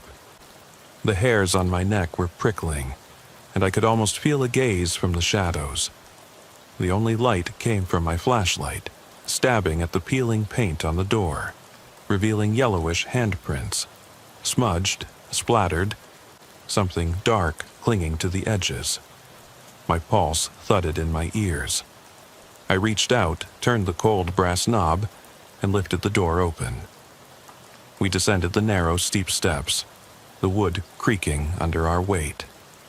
Each footstep echoed like a gunshot, and the air grew colder, damper. I noticed the musty scent. Rotting wood, mildew, and something I could only describe as old blood. My flashlight beam danced across the cellar walls, revealing mason jars filled with pickles. A spider's web stretched from rafters to the corner. But at the far end, just beyond reach of the light, I saw movement. A tall shape slumped against the concrete wall, shoulders shaking as though the person was crying. Carter? Or someone else? I crouched, slowly shutting the door behind me. Johnson was on my left, flashlight raised. "Wayne?" I called softly. His breathing was labored. I could hear it over the stillness. A wet rasp. We moved closer. The beam settled on his face. Eyes glassy, blood caked at the corners of his mouth. He looked at me for a second, confusion flickering. Then his gaze shifted to something on the floor near his feet. I followed his eyes and saw muddy footprints leading deeper into darkness. Tonight's mud, smeared on a worn wood plank, one boot print after another. They trailed off beyond the beam's reach, only to reappear by a broken hatch in the ceiling that led to the old underground tunnels. My heart pounded. Sweat ran down my temples. I took a cautious step forward, but my toe caught on something. I stumbled, catching myself on the wall. Something metallic clinked. My flashlight light flashed on a length of frayed rope stretched across the floor like a tripwire. I knelt and touched it, damp, stiff, coated with grit. Whoever left this here was setting traps. Johnson paused beside me, shining his light on Carter. "He's alive, but we need to get him out," he said, voice low. Carter didn't respond, just stared at those prints as if he recognized them. I clipped my radio to my jacket. Unit 12 to dispatch, cellar discovered. Subject alive but critical. Requesting additional backup and K9 for tunnel search. No sooner had I transmitted than the cellar door creaked again, slowly, from above. My blood ran cold. I raised my light to the hatch in the ceiling, its edges splintered. The hinges were loose. Footsteps, soft, deliberate, on the floor above. Someone was standing right over the hatch. Johnson swallowed, his face pale in the flashlight beam. He reached for his gun but didn't draw. I swallowed hard. My ribs ached from crawling down the steps too quickly. I pressed a hand against my side to steady myself. "Get Carter to the top," I whispered. "I'll cover." He nodded. I watched as Johnson struggled to lift him, cradling Carter's weight, hurrying toward the steps. I turned my light to the hatch and heard the faintest scratch, a fingernail dragging along wood. I raised my gun, pointed upward, and thumbed the safety off. "McAllen?" I hissed into my radio. "Any sign of door movement upstairs?" No reply. The static was thick. Someone, or something, was directly overhead. The beam of my flashlight trembled as I tried to keep it focused on that hatch. Johnson was halfway up the steps now, only his silhouette visible. Carter's limp body blocked any view of the hallway above. I tried to call out, "Watch out!" but my voice came out as a clipped whisper. The scratch came again, closer, just above me. My chest tightened. I could feel my pulse racing in my throat. I swallowed bile. Seconds were stretching taut between heartbeats. Johnson reached the top step. I saw his shoulders shift, heard the boards creak under weight. Then, from somewhere beyond, a hush, like the world paused. Carter's shallow moan echoed up the steps. I could tell Johnson gave him a gentle shake. Something needed to happen fast.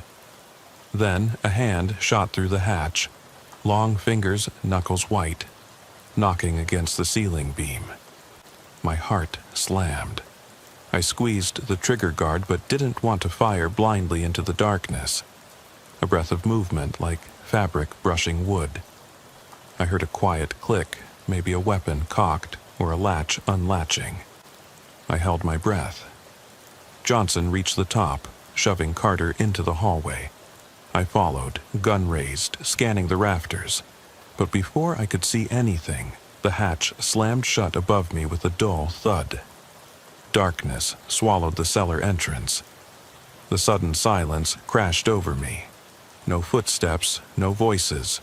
Only Carter's ragged breathing upstairs and my own heavy pulse in my ears. I stumbled into the hallway, heart hammering. Johnson was hauling Carter down the hall to the front door. The screen door had been shut tightly, but light spilled from the porch as backup cruisers pulled up. Sirens were silent, their lights rotating through the fog like slow-moving stars. My night vision goggles were off in my pocket. I didn't need them. My eyes were wide enough. But that sound, something hitting the ceiling, breathing just above me, was still there, lingering. I looked at the spot where the hatch met the floorboards. No sign of dust disturbed, no blood or hair. As if whoever was there slipped away into the night when they heard we'd found Carter. I took a steadying breath, glancing around the empty hallway as if expecting to see a figure disappear into the shadows. The silence pressed in again, and my stomach dropped. Below my feet, the cellar gaped like a wound. If we descended again, I'd have to face whatever was waiting down there. Maybe it was a kid playing a sick prank. Maybe something more sinister. Johnson's voice came soft, urgent. "We need to move him. Cops outside. paramedics on the way. He glanced at me over his shoulder, worry etched on his features. I nodded, knowing we had no choice but to leave it for now. We carried Carter out under the porch light. The wind cut through my jacket, chilling me despite the adrenaline. As they loaded him into the ambulance, I noticed the broken hinges on the cellar door above me. That nail mark on the wood, the shape of fingernails, or a tool I couldn't tell. I felt my breath catch. The paramedic checked Carter's vitals, murmuring about possible shock and head trauma. I forced my voice steady as I spoke into my radio. Unit 12 clear for now. Subject en route to hospital. We're securing the scene. Evidence techs en route. I hung up and turned to Johnson.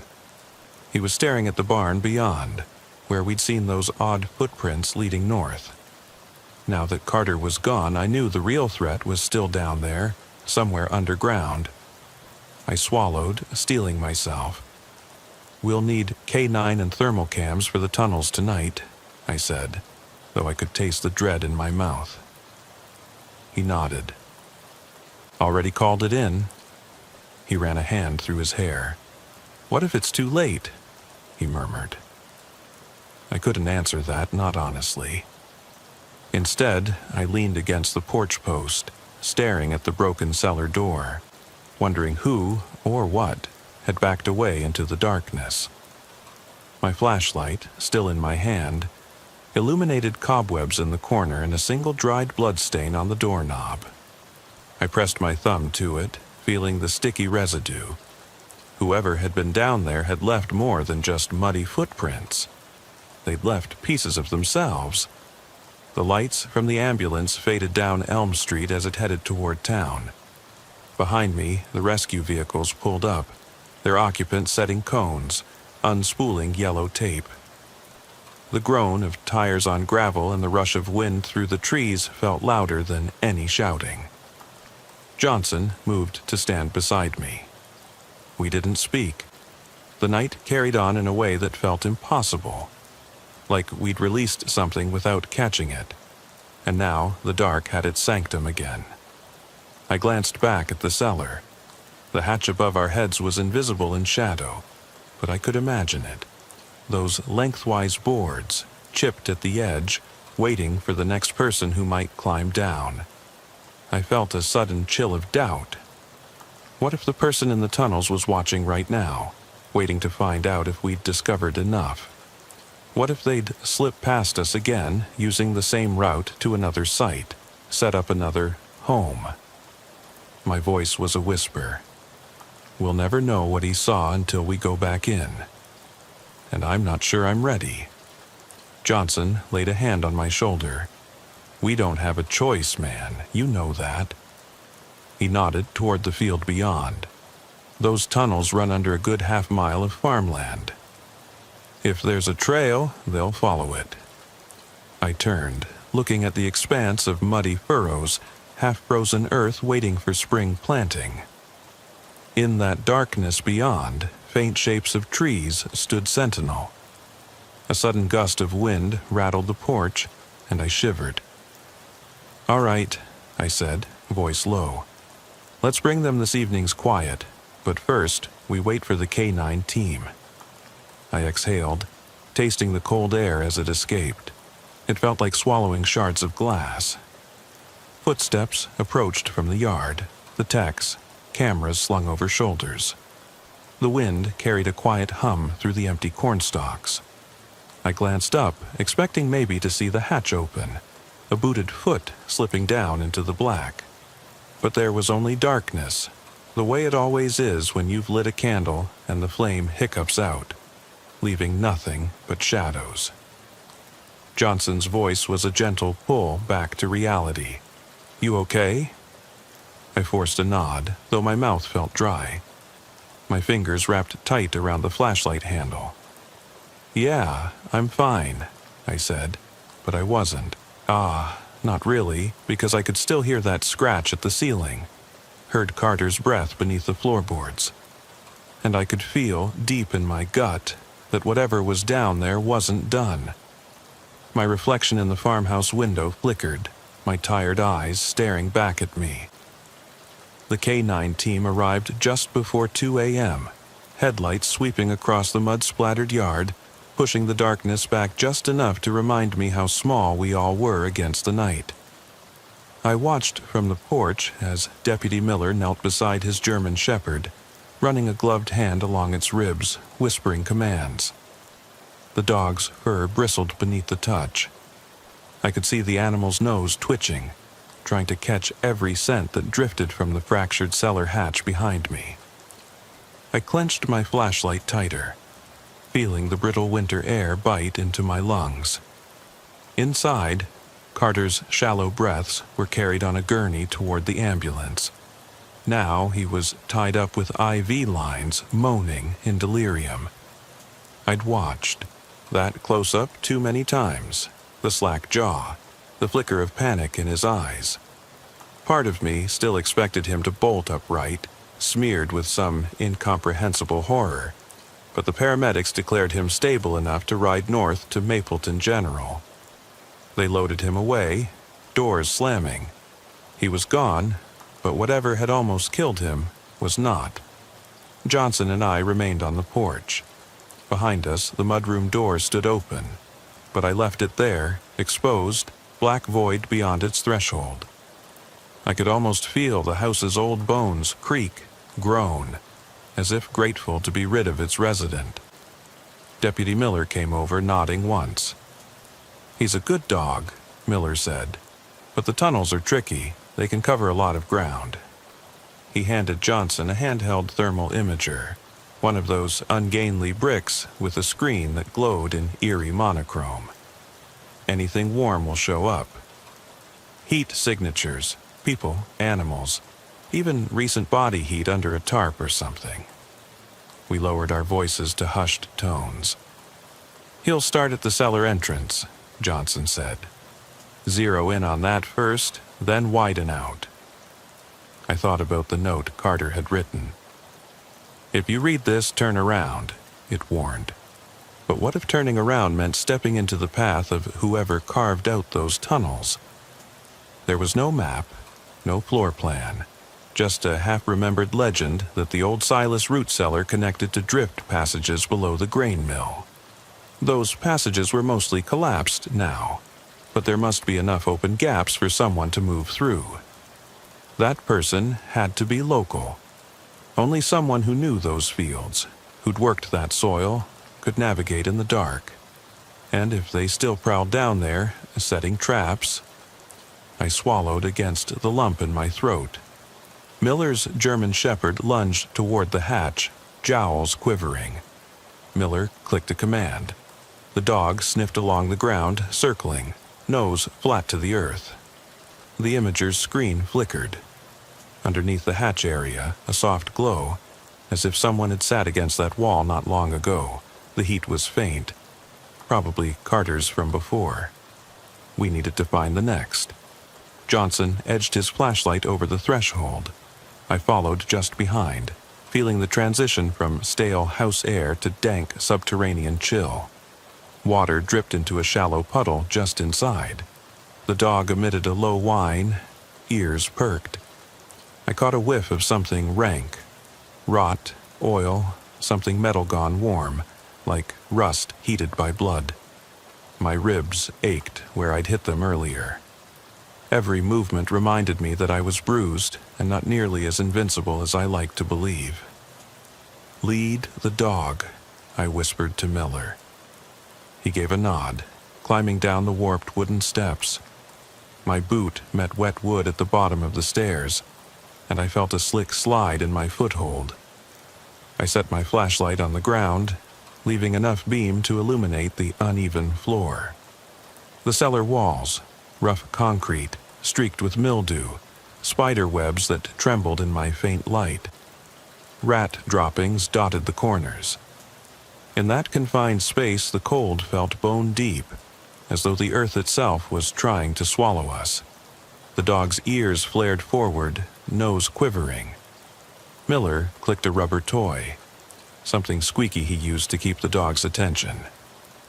The German shepherd padded ahead, stopping at the broken hatch.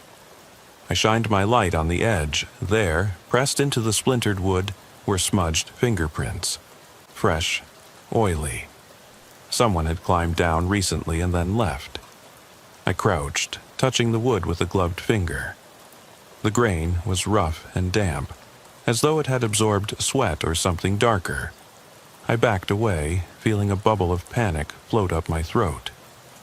"Got a faint trail," Miller said quietly. He pointed to a muddy boot print just beyond the hatch, imprinted in a thin layer of silt.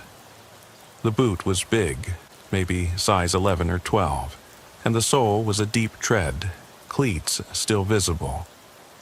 They pointed east toward a narrow tunnel that branched off beneath the foundation. Perfectly straight, about 3 feet high, maybe 4 feet wide. Just enough room for a grown man to crouch and walk. Johnson swept the thermal imager. On the screen, dim shapes flickered deeper. Heat signatures, maybe a raccoon or some small animal, but then a blur.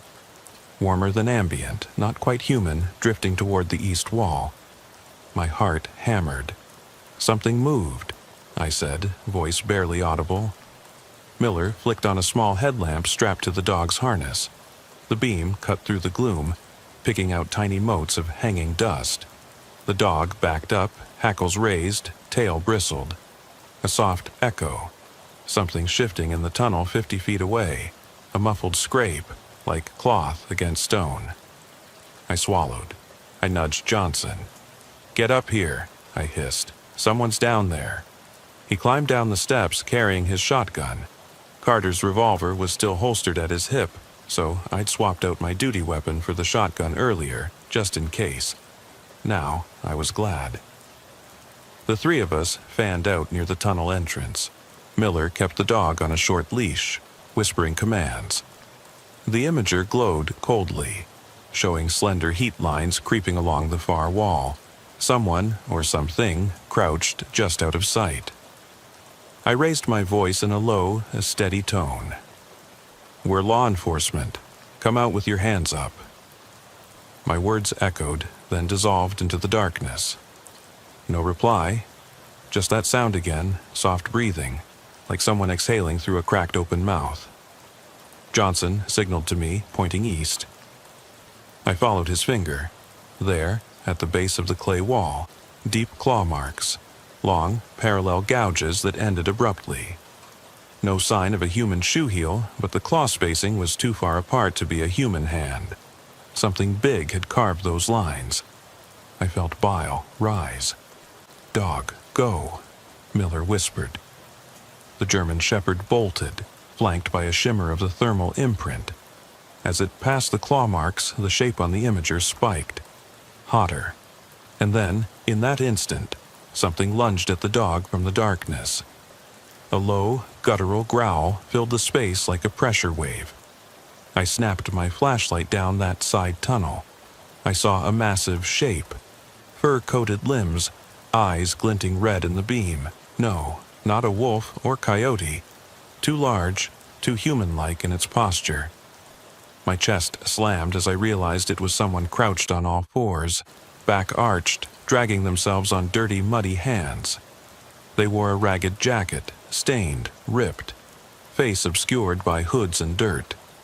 Their breathing came in rapid, rasping gasps. I felt the shotgun's barrel thrum in my hands. Before I could aim, the figure dashed deeper into the tunnel, limbs collapsing into the shadows. The dog yelped, skidded backward, tail between its legs.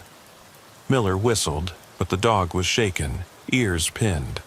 The heat signature on the imager spiked, then vanished. I could see only darkness beyond. The vaulted hush that followed felt endless. My breathing hitched. Johnson raised his weapon. I saw eyes, something not quite human. His voice trembled with dread. I swallowed, steadied my grip on the shotgun. "We need to follow," I said, though every instinct screamed to retreat. But if something else hurt Carter or whoever else came before him, we couldn't let it go. We climbed onto our knees, squeezed through the tunnel entrance. My flashlight cut a narrow arc across the earthen walls, roots weaving in and out, packing fleas and insects into every crevice. The floor was slick with mud, water seeping down from above. The smell, damp earth, decay, and something metallic, like iron oxidizing. Miller kept the canine tethered close, but the dog trembled at our heels. We moved single file. The tunnel sloped downward gradually, pitch darkness swallowing my peripheral vision. My heart thudded in my ears. Every time my foot squished into the damp earth, I half expected the walls to close in. The passage was maybe 100 yards long before it forked, one branch veering left toward the grain mill site, the other continuing east. We heard something again, a soft click, like machete against rock, far down the left branch. I froze. Did you hear that? The others knelt, breath visible in our headlamps. Johnson flicked to a strobe setting on his light, sending rhythmic pulses of illumination down the corridor. At each flash I saw movement, like curtains billowing, deep within the left branch. The figure we'd seen must be there, waiting, listening. I felt bile rise again, swallowed it down. My mind churned.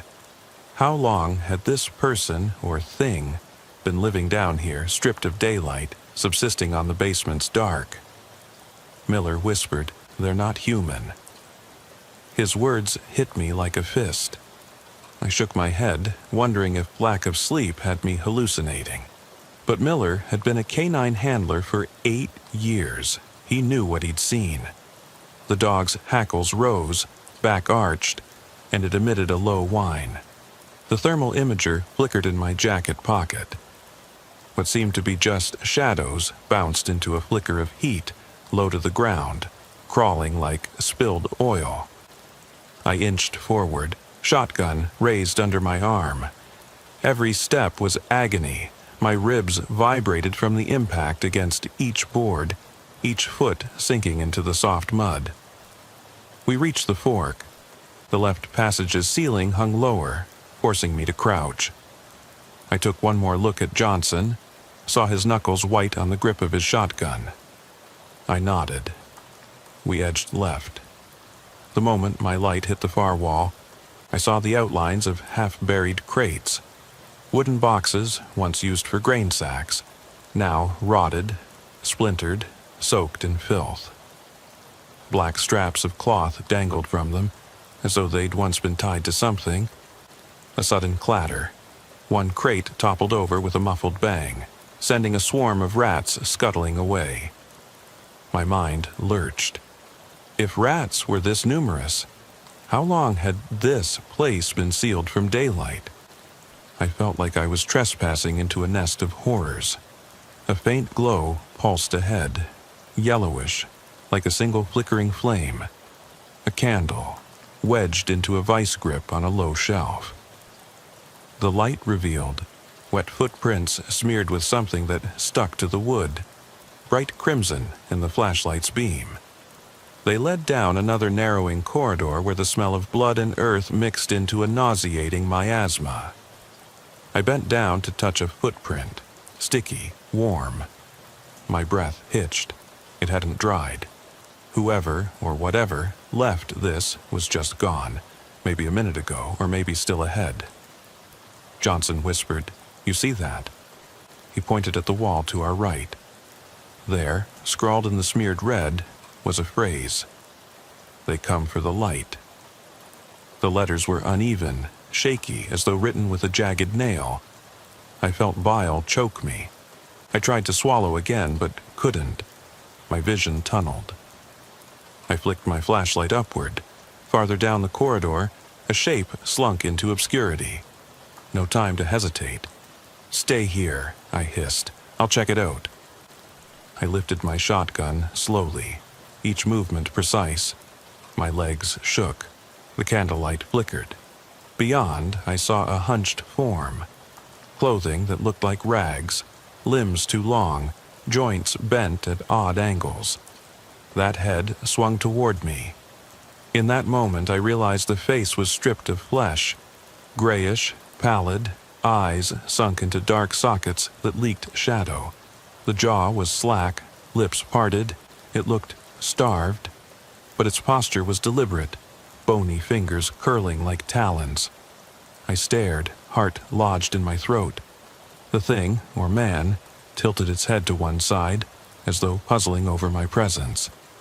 I blinked, and it lunged forward on all fours, emitting a hoarse, guttural snarl. I fired a warning shot just past its shoulder. The blast cracked through the corridor and the creature yelped, a sound like metal tearing. It whipped around and vanished into a side tunnel so fast I couldn't track it. Its scream echoed off the walls, fading into a distant, rasping wail. The candle flickered out. Darkness swallowed everything. I staggered backward, fumbling for my breathing. My shotgun rattled in my hands. Johnson and Miller were behind me, shining their lights frantically but finding only empty shadows. The tunnel was silent again, as if swallowing its own scream. My chest heaved. My mind raced. Did I really see that face? Or was it some deranged human who'd unhinged himself in the dark? There was no justification for what I'd seen. A person, human bone structure, distorted by hunger, madness, or something else entirely. Johnson gripped my shoulder, voice firm, though I could hear the tremor. "We need to get out. Call this in, now." I nodded, hands trembling so badly I could barely hold the shotgun. I turned, aiming my flashlight behind us, expecting to see the thing charging back at us. But the only movement was an empty corridor, the tracks of wet footprints leading on into blackness. We ran back the way we came, boots sloshing through puddles. Every thump of my heart felt like an alarm. I heard the dog behind, whining, trailing Miller. The path out felt endless, each bend revealing nothing but more dank walls, the occasional droplet of water falling from a ceiling crack onto my helmet, sounding like a tiny bone snapping. We hit the main tunnel again, the one that led back to the cellar hatch. I felt a rush of relief, but it dissolved when I heard the hatch above us scrape open. Something was climbing up. I skidded to a halt, shotgun raised. A hand, pale, skinny, knuckles streaked with mud, fell through the opening. The other followed. I peered up as the shoulders came into view, that ragged jacket, stained, coated in sweat and grime. A face peeked over the edge, the same gaunt features, hollow eyes that glowed with an unnatural light in my beam. Time slowed. I could feel every second stretch into infinity. The creature looked down at me, and I saw recognition flicker across its sunken eyes. "Don't!" I barked, finger on the trigger. Johnson grabbed my arm, forcing me back. But before either of us could do anything, it climbed fully into the cellar, landing on the impact with a dull thud that rattled my chest. Its body was disturbingly human-shaped but elongated. Hips narrow, shoulders hunched, limbs too long to be natural. It stared at me, and I heard my own blood pounding so loud I wondered if it'd drown out its next move. It spoke, then. A whisper, ragged and guttural. "You found us." My breath caught. My shotgun wavered. Johnson and Miller were too stunned to move. The thing's head bobbed slightly as if considering whether to come closer. The cellar's cold air swirled, carrying the smell of rot. I felt bile rise in my mouth. I stumbled backward, but there was nowhere to go. The walls pressed in, and I could still hear the trickle of that dripping water. The creature's jaw opened, revealing rotting teeth. "You cannot stay," it rasped. Its voice sounded layered, like two or more voices mashed together, echoing in my skull. I snapped my flashlight upward just as it lunged across the short span between us. I fired, unloading 2 shells into its chest. The blasts echoed like thunder in a canyon. The creature froze, then staggered, body buckling under the impact. Its arms flailed, knocking over mason jars. Green liquid spilled, hissing at the hot shells. I fired again, point blank, sending the barrel's recoil snapping back into my shoulder. The thing fell backward, sliding across the mud toward the tunnel entrance. It let out one final rasp, half growl, half plea, then slumped, perfectly still. I heard Johnson shout, but I was in a daze, heart racing, breaths rapid. I looked down at what I'd done. The body was quivering. I approached carefully, shotgun still trained on it, every instinct screaming there might be another. Miller's dog whimpered, backing away. I lowered the light onto the figure's face. Half of its cheek was torn away, revealing bone and sinew. One eye, sunken, milky, hung loose. Blood welled around its mouth. It looked like a man and a monster at once, hair matted, skin pale as clay. The fingers curled weakly, as though reluctant to go. I noticed then the thin red line trailing from its shoulder into the tunnel, a gash too precise to be accidental. Someone, or something, had slashed it here. Its chest was peppered with entry wounds from my shells, but the ragged smear of clotting blood was already congealing. I felt my stomach lurch. Carter's note pulsed in my mind. They know my name. Who was they? This was one of them, but why had it half transformed? Was it infected? Were there more? The thing's head lolled to the side, eyes half open, and in a voice pierced by agony, it whispered, "You brought the light." Its words echoed in my skull. As it breathed its last, its lips twisted into a grim semblance of a smile. Then all that was left was the echo of its breath and the slick stain on the muddy floor. Johnson shouted my name, breaking through the haze.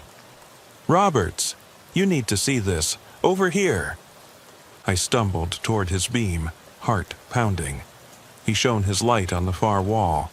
There, just above the creature's head, someone had scrawled in its own blood, "Deeper still." Beneath those words, an arrow pointed down the tunnel I'd just come from. My legs trembled. I felt like I was about to collapse. Adrenaline and fear fighting for control. I thought of the farmlands above, silent and sleeping, and how everyone believed Mapleton was safe.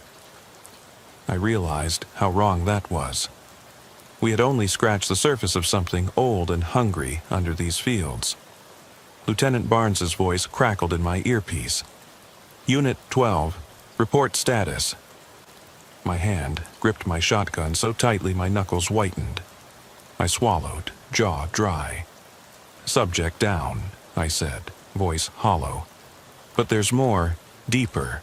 I'm going back." I clicked off the radio. Johnson frowned, ready to protest. "We need backup," but I held up a hand. "They're out there," I said, voice deadly calm. "And they'll come for anyone who shines a light." I swept my flashlight down the corridor where the arrow pointed. In that beam, I saw more footprints in wet earth, leading further into darkness, more than once at this time, overlapping. The air beyond felt thicker, charged with something ancient. Johnson hesitated. "Roberts." I met his gaze. "Tell them to send every resource," I said softly. "K9, thermal, drones, anything. But we need to keep searching." I felt my mind fray at the edges. I could hear those rasping breaths, feel the icy walls closing in.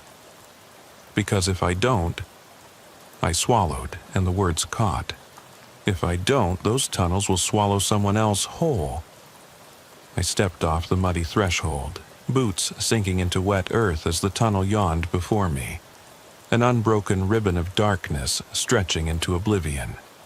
My flashlight's beam trembled with each heartbeat, illuminating walls slick with condensation. veins of root fibers snaking like lifelines in the rock. The words, "deeper still," scrawled above me, pulsed in my mind.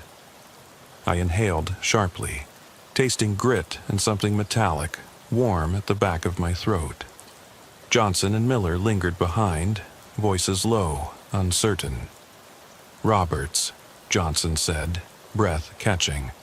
"We should wait for more units." I shook my head, voice flat. "We'll draw attention if we light that many torches. Besides, every second we wait, they move farther in."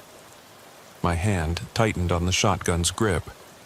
The thing I'd shot lay broken and silent in the cellar behind me, but the walls felt alive with its whispers, warnings, laughter, the creak of claws on stone. The air sagged with a promise of something ancient, something that thrived in the deep. Miller's German Shepherd whimpered as it slipped between my legs, tail drooping. I squatted to pat its flank, murmuring, "Stay close, boy." Dogs sensed danger. This one sensed something impossible lurking below. I watched its nose twitch, trying to catch scents we couldn't identify. I rose, shifting the flashlight under my arm to reload the shotgun. The stock felt cold and heavy against my ribs. My side still throbbed from that earlier fall. Pain anchored me to the present, reminding me this was no dream. Johnson held a small headlamp out for me, beam directed toward the floor. "Here," he said. "Use this so we don't burn our night vision." I affixed it to the helmet strap and flicked it on. The yellow glow was steadier, less prone to flicker. I exhaled, steadying my breathing. "We go as one," I said. "No splitting up." He nodded, eyes hard. We stepped forward. The corridor inclined gradually downward. My boots squelched, sending up a swirl of fine mud that clung to my flashlight lens. Tiny drips fell from the ceiling like slow metronome ticks. Every drip echoed, unnerving me. The walls felt constricted, as though walking inside a coil of ice.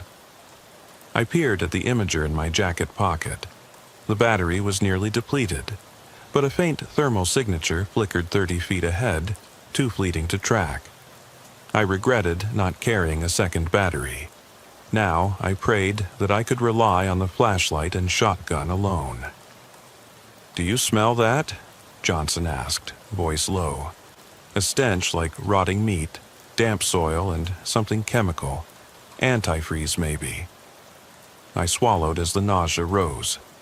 There, at the next turn, a patch of black dampness coated the walls, and I could make out smears where a body had scraped against the clay. Fetid droplets pooled in the crevices. I raised my hand to my face, covering my nose. Miller clicked his tongue softly to the dog, which advanced, hackles bristling. The dog's headlamp beam swept across the ground. More footprints. A patchwork of several sizes layered. Boot prints of different soles. Some slender and woman-sized, others broad and mismatched. They led deeper. I exhaled, gritting my teeth. If these were fresh tracks, multiple people had been here recently, maybe lured into this labyrinth, maybe forced, or worse, maybe dragged down by whatever had half-human shape. A low rumble shuddered through the corridor. The ceiling trembled. I flinched. "Did you feel that?" I asked, voice small. Johnson nodded, eyes wide. Seismic shift, or something more, purposeful. He kept silent, but I knew he felt it too, that subterranean heartbeat, an echo of something veiled for decades. We advanced to a junction where another corridor branched off to the right, collapsing upward into a narrow crack that allowed a sliver of dim moonlight to seep in. It glittered against damp walls at odd angles, revealing a lattice of cracks that looked too symmetrical to be natural. Here, powdery dust coated the ground, and I faltered. It was bone dust, I realized with a jolt. I knelt, shining both beams. Tiny shards of bone embedded in muddy clay, fragments of rib or vertebrae, blackened by moisture. The shards sparkled like tiny crystals in the yellow light. I swallowed, tasting iron. Johnson came to my side, bracing one hand on the wall. "Bodies down here," he murmured, voice rough. "Dismembered." His words landed like stones. I tensed, scanning the walls for handholds, for something solid, but everything was slick. I rose slowly, suppressing the urge to retch. "There's more than one way out," I said, pointing at the moonlit crack. "We can try that branch if things get too dangerous." He nodded, but neither of us moved. Something powerful crept beneath our boots, pulsing, alive. That corridor felt like a throat leading to a mouth who wanted to swallow us whole. Suddenly, a scream echoed, sharp, animalistic. I stumbled, adrenaline flaring. The dog bayed, tail rigid, straining at the leash. The sound came from the east corridor, the one we'd originally entered. A woman's voice, raw with terror. "Help me!" It cracked into the darkness. My head snapped toward Johnson. "That sounded like Anna Michaels," I hissed. "She was a local farmhand who lived up off Maple Creek Road. She'd been reported missing 2 weeks ago." My pulse spiked. 2 weeks underground could kill you, but that voice, weak, cracking, it might be her. Johnson swallowed, pale. "We need to help her." He gripped my shoulder. "Go." I nodded, turning. We moved at a crouched angle, careful not to disturb anything or alert whoever or whatever was near. The corridor shifted to a sharper incline, slick mud pulling at my boots. We passed a crudely carved alcove, a wooden cross nailed to the wall, stained dark red. A name scratched at the wood. J. Barnes, 1979.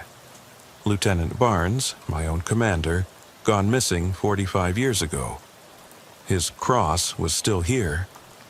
I felt a prickle of dread.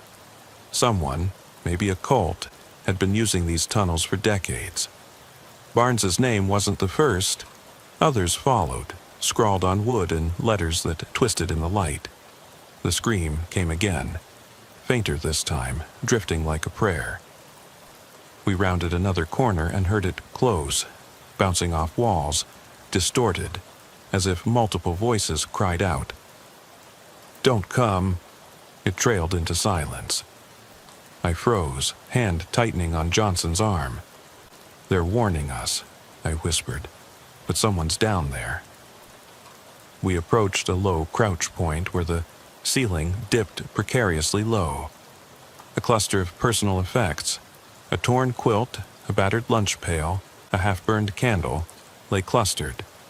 I recognized handwriting on the pail. A. Michaels.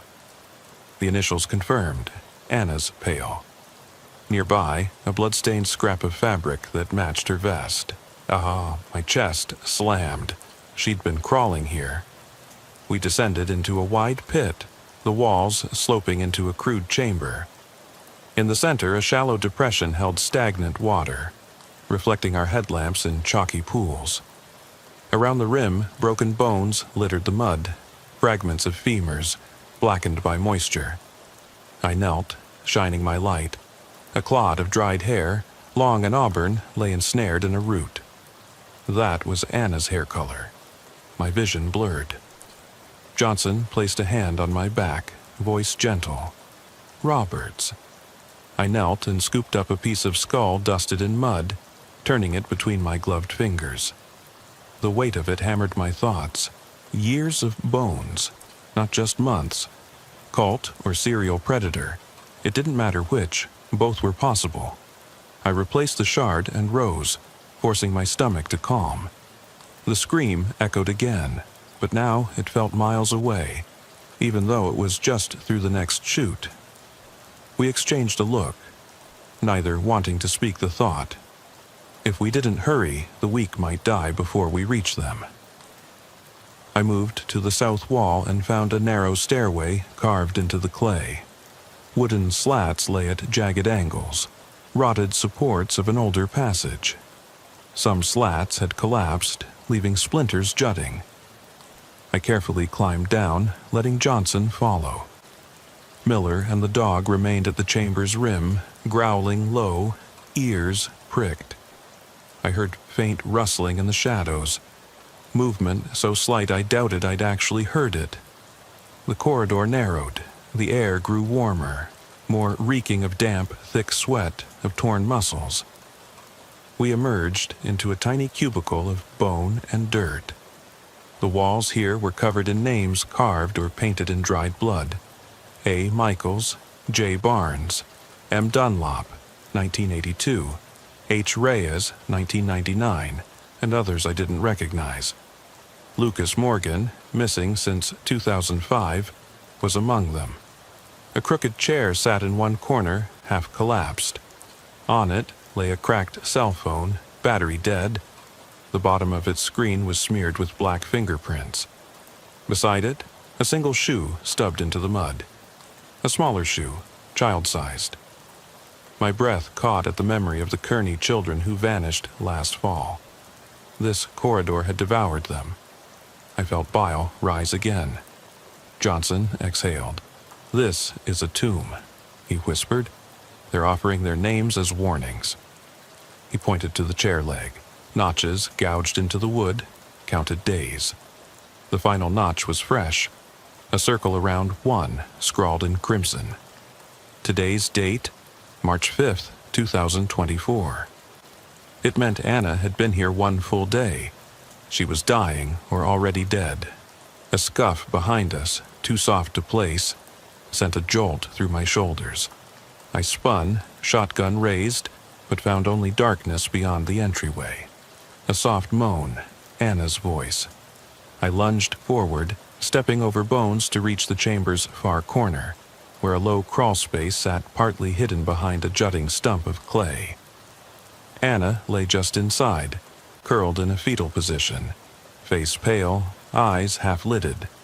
She wore a torn plaid shirt and jeans, pants ripped at the knees. Her skin glowed ghostly in my headlamp. Crimson seeped from her arms. Fresh cuts crisscrossed her flesh.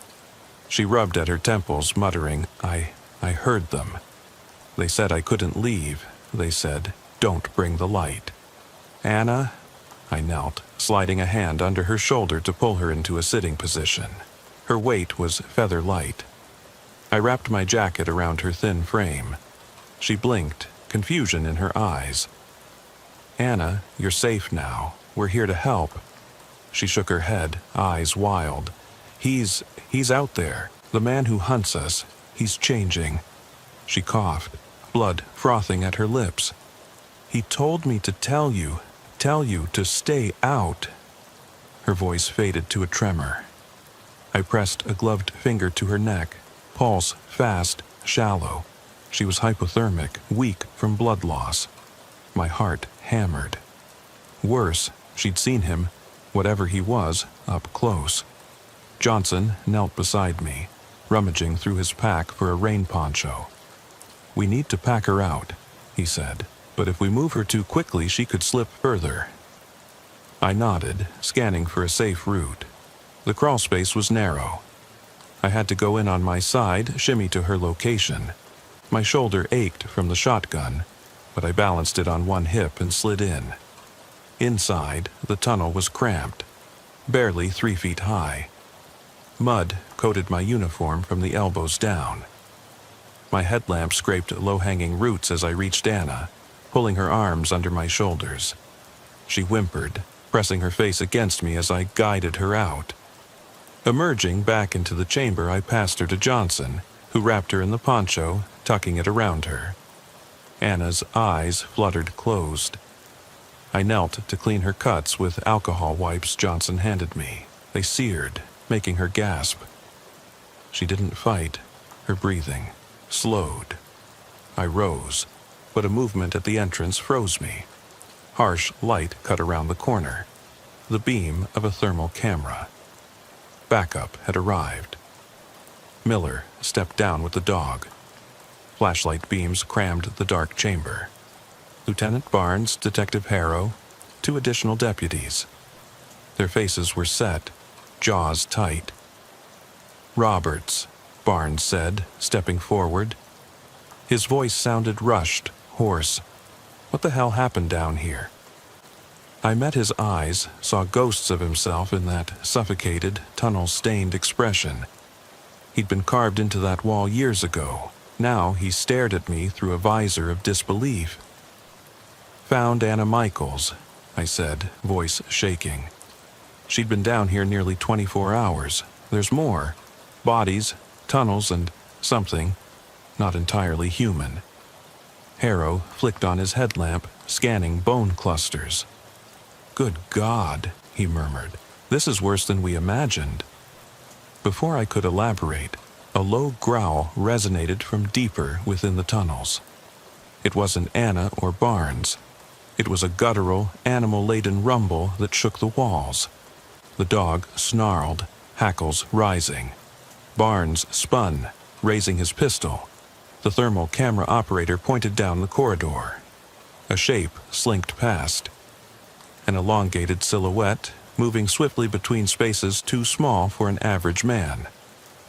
It paused, turned, and revealed a distorted face twisted in a grotesque grin. Sunken eyes full of malice, flesh mottled gray. I caught my breath. It was him again. Half man, half wraith. It hissed, teeth bared, a vibration of despair and rage echoing off the clay. I hadn't imagined it. I lifted my shotgun, but Barnes held up a hand. "Don't fire," he whispered. The thing tilted its head, cocked like a mangled animal testing the air. "You're trespassing," it rasped, voice layered in echoes. "The light, it kills the dark man." The corridor lights dimmed as patrol cars arrived above ground. Their beams seeped through cracks overhead, casting fractured patterns on the walls. The thing's head snapped toward the light. It snarled and backed deeper, dragging itself through a narrow crevice I hadn't noticed, vanishing from sight. The chamber collapsed into silence but for labored breathing and dripping water. Barnes holstered his pistol, jaw tight. "We need to seal these tunnels," he said, voice low. "Tonight. Authorities want us to contain this, to protect Mapleton, but we can't leave Anna here." He looked at me. "What now, Roberts?" I swallowed, my mind racing through options. Anna was strapped to a stretcher now, paramedics tending her. Miller kept the dog close, listening to its whines. Johnson hovered by my side. The darkness still beckoned. If we sealed the entrances, we'd trap the thing forever, but also trap anyone still down there. Worse, we'd never explain what had happened. I felt a hollow ache grow in my stomach. "We can't just stone them in," I said. "If we do, anyone else down there dies. We have to clear the tunnels, find every exit, bring everyone out, then we seal it, for good." I glanced at Barnes. "Lieutenant, we'll need every available hand, thermal cameras, K9 teams, every resource. And we move now, before they scatter." Barnes nodded, face grim. "I'll radio it, but you remember, if any of us go missing tonight, we know why, and the public can never know the details." I met his gaze and nodded once. Understood. How do you explain abominations born of rot and blood? I exhaled, trying to steady my breath. The smell of decay hung thick, as if seeped into my lungs. I flexed my fingers. The shotgun felt heavier than ever. Down the corridor, Anna stirred, murmuring, "The man, he begs me to burn the light." Her eyes flickered open, pupils dilated, terror flaring behind them. I crossed to her, crouched. "Anna, you're safe now. They won't hurt you again." She shook her head, chest heaving. "He called you name. Roberts. He knows who you are." My blood ran cold. "How?" She pressed my hand. He said you'd come, but he also said, the light, it kills what's left of him." I closed my eyes, weighing the words. The thing had recognized me, dating back to Barnes's disappearance. maybe to other cases. Its twisted perception, a man trapped by bloodlust, lingered. Turning on the light harmed it. But could the light kill what remained of a person's humanity? Was that the only way to end this? The realization stung. Killing it would be akin to murdering a victim. Maybe that last shred of a man. I looked at Barnes. We have to be ready to do what's necessary. He sucked in a breath. Understood. We move out. Moments later, we formed a line behind Johnson, following him as he led Anna out. Once she passed through the shattered hatch and into the chilly night air, the medics wheeled her away. I stayed at the entrance, watching her fade under orange streetlights. The hush swallowed her cries as the ambulance doors closed. I turned back to the darkness, heart pounding. Barnes stood beside me, flashlight held firm. The other deputies fanned out, preparing to descend in teams, kitted with gas masks and extra batteries. Miller and the dog remained near the entrance to guide any who fled. I took a deep breath, tasting mud and stale air. Shouting wouldn't reach them down there. Torches wouldn't either. We needed a way to flush them. Maybe tear gas, but what if it only drove them deeper? The creature, half human, had pleaded for the light. Was that a trap or a warning? If the light truly harmed it, we could rig a series of floodlights to guide it toward us. But several corridors branched off unseen. It could vanish. Bang. Barnes slammed a metal canister into my hand. "Flashbang," he said. "One per team. Use it if you're cornered." I nodded, weighing the weight in my palm. I'd never used one. A non-lethal concussive blast. Enough to disorient a person. Good for a split second. The blast wave would reverberate, but in these corridors it could collapse walls. The risk felt astronomical. Yet, I had no other idea. Johnson returned from a final sweep upstairs. "All sectors covered," he said, voice tight. "Except that left branch deeper in. No sign of anyone returning." He spat in the mud. "I hate how empty it is. It feels wrong." I rested a hand on his shoulder. "We'll find them." We advanced, Barnes in the lead, shotgun slung over his shoulder, headlamp carving a path. The group spread out like funeral marchers. Headlamps swinging, pant legs soaked in muck. Every step felt like an intrusion into a grave. Rat scratchings echoed in the walls. I counted my own pulse, once, twice, thrice, steady, mindful. We reached the slab next to Anna's alcove, where those fresh bone splinters lay. The heat signature of the animal-like figure had vanished. Barnes signaled us to split. One team to the east, one to the west. I joined the west team, Miller and the dog beside me, Johnson and 2 deputies behind. The corridor forked. I took the left deeper still, where the candlelight flickered years ago. Each step echoed differently now. Anticipation, dread, something else, resolve. My pants stuck to my skin, adhesive with mud. I realized my hands shook, but I gripped the shotgun firmly. The flashlight's beam revealed old scorch marks on the walls, places where torches once burned. I could feel the creature's presence, every damp breath, every drip of water, like fingertips brushing my neck. A shadow flickered ahead, broken motion, impossible curves. The dog halted, ears pricked, low whine vibrating. Miller knelt, murmuring a command. The dog's nose dipped to the ground, breathing in fragments of scent. Flesh, sweat, terror. My flashlight found wet footprints leading to a narrow tunnel that sloped downward yet again. I swallowed, nodding to Barnes, who was close behind. The other deputies fanned out in support. We descended carefully. The corridor narrowed until only one person could fit at a time. The walls pressed in, but I forced myself to walk upright. The roof was low enough that I grazed a streak of mold brushing my helmet. I could taste damp in the air, like someone exhaled a lungful of water. At the bottom, the passage opened into a wide chamber carved out of rock. Rough-hewn, ancient, lit by the glow of 3 candles mounted in crude sconces. The floor was uneven, muddy, splattered with more bone fragments. In the center lay 2 bodies, decomposed, bloated, contorted. A man's skeleton, stripped of flesh, half covered by heart-rending scraps of clothing. A woman's lifeless form bound at the wrists, head slumped, eyes open in a final, terrified stare. Barnes cursed under his breath. "The missing," he said, voice low. "Third of our team."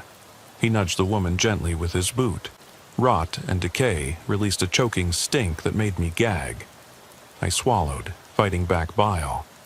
"Check their IDs," I said softly. I knelt by the woman, a locket around her neck. Inside, a photo of a smiling couple at a county fair. Her eyes bright. I recognized her, local farmer's daughter, missing near Moonlight Creek 6 months ago. My stomach twisted. I rose, chest tightening. Someone down here was collecting names, dreaming up twisted trophies. But how long had this chamber gone undiscovered? Decades? Generations? I felt dizzy. In a corner lay a crude altar of stone, painted with dark symbols. Circles interlaced, archaic letters no one alive could read. Ash and soot covered the floor around it. The candles burned down low, wax dripping like tears. I noticed fresh footprints around the flames, size 11 boots matching the ones I saw earlier. But now there were smaller prints, child-sized, barefoot. My breath caught. The dog whimpered, shivering. Johnson knelt beside the altar, shining his light on a piece of parchment pinned to the rock with a rusty nail. I knelt beside him. The parchment was brittle, stained, with a single phrase written in deep crimson. "He waits below. He is hollow-made flesh." My heart hammered. I looked up. Behind the altar, another tunnel yawned, carved deeper and darker. The words sank into me. "He waits below." The creature had retreated further into this labyrinth, closer to some still unknown core. Suddenly, a scuttling from the shadows, ratty footsteps, metal clanking. Barnes raised his pistol, voice low. "Freeze!" From the darkness, a figure emerged, barely human. It was more gaunt than before, bones protruding, face drawn by hunger. Its head hung low, shoulders stooped. It wore remnants of lab coat fabric, yellowed and stained. A name tag clung to frayed linen. Dr. Taylor, St. Vincent's Research, 1990. Dr. Taylor was a physician who disappeared exploring these tunnels decades ago, rumored to be obsessed with psychotropic drugs and human testing. He hovered at the entrance, a shadowy marionette. One flayed hand curled around a rusty scalpel. The other dragged a charred notebook with pages missing. I exhaled slowly. "Taylor?" I whispered, disbelief in my voice. He clicked his tongue, a wet, clicking sound. He advanced a step, eyes hollow. "You seek the light," he rasped, voice layered in despair. "It burns the truth from the flesh." His voice echoed, a sick parody of mine. I raised my flashlight, illuminating part of his face. Skin stretched over bone, lips cracked, eyes cemented open by filth. He gestured to the bodies, then to the altar. They came seeking answers. I gave them revelation. He stepped closer, bones creaking. The dog growled, backing away, but Miller kept it below him. Taylor's lab coat fluttered like a ragged wing. I gripped my shotgun, voice hushed, trembling. What happened here?" I asked, forcing calm. Taylor cocked his head, exposing blackened gums. "The substance," he rasped. "I called it substance zero. It freed them, but also destroyed them. Flesh became vessel for hunger. They waited at my command. His finger brushed the altar. This place is the crucible. Every soul here is burned to run deeper. And now you are here. His head tilted, nostrils flared, inhaling. Your name calls me still.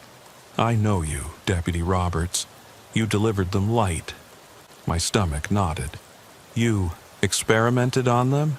He nodded, wide-eyed. I perfected the pharmacon, but it demanded sacrifice. They drank the serum, hunger for the dark. He exhaled, voice tremoring. Now they lie here, waiting for the one who shines the light. I stay to guide them. He raised the scalpel. If you bring the light, you banish them to ash, end the hunger, but you also kill the last of what made them human. I see it in your eyes. You want to end this curse. His voice shook. Agony and longing mingled. I felt sweat bead on my forehead. The weight of it all crashed into me.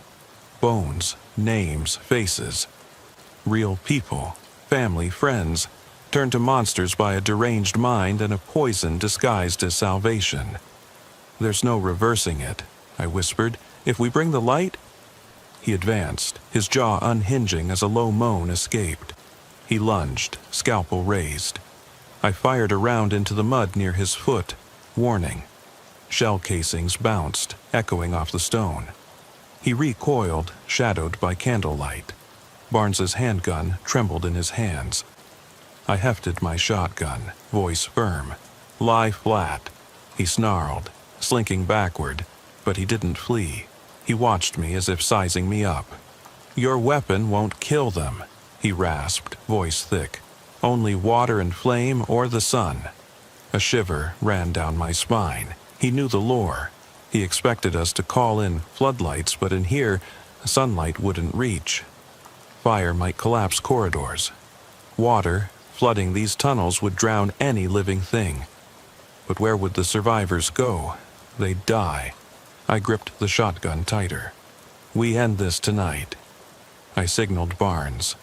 The lieutenant flicked his light to strobe, and 2 deputies raised rifles at Taylor.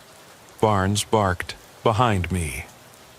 We hopped back as Taylor reeled, letting out a tortured laugh, voice echoing through the chamber like fragments of broken glass. Yes, behind, he hissed. Come, and I will show you what lies beneath the cradle of bones. He slipped away into the side tunnel. Barnes exhaled, shoulders sagging. He's drawing us deeper. He scanned the walls. We follow. I swallowed bile, adjusting the shotgun strap. As we advanced, I realized I was trembling. Not from fear alone, but from something darker, a sense of duty. Every human in Mapleton was at risk if we failed. If these tunnels remained open, anyone could vanish and be lost in the dark. We chased Taylor down a winding shaft, roots brushing against our heads. He paused at a doorway where candles dimly lit symbols I recognized as alchemical. Circles interlaced, triangles pointing down. A single vertical line bisecting them. The floors were tiled, unlike the rough clay. Smooth stone, cold beneath my boots. Past the threshold, a large hall opened. A chamber so wide it felt cathedral-like. At its far end, a rough hole in the wall opened into another pitch-black corridor. Bodies lay along the sides, skeletal husks draped in tattered gowns. I recognized a figure in the corner, Sheriff Gregory Lawson, missing since 1968, his badge still pinned to his chest. I staggered. So many, I whispered. Johnson exhaled, eyes distant. He's been building an army. The ceiling rose high, dotted with candle sconces, many flickering faintly. Mottled stains streaked the stones where centuries of smoke rose. The hall smelled of torched flesh, stale breath. We followed Taylor's silhouette as he stepped to the center, headlamp cutting a cross of light on a towering pedestal of stone. On the pedestal lay an open book. Pages blackened, text faded. Taylor knelt, caressing it. "My compendium of the lost," he breathed. "Every name, every soul, this is where they dwell." He looked up, eyes gleaming. "And this is where you end them." I raised my shotgun, voice trembling, but steel strong. "Step away from the book," I ordered. He turned pages, fingernails trailing over words like a prayer. "The light fails down here," he said. "You cannot save them. They chose the darkness." He spun, visage contorted.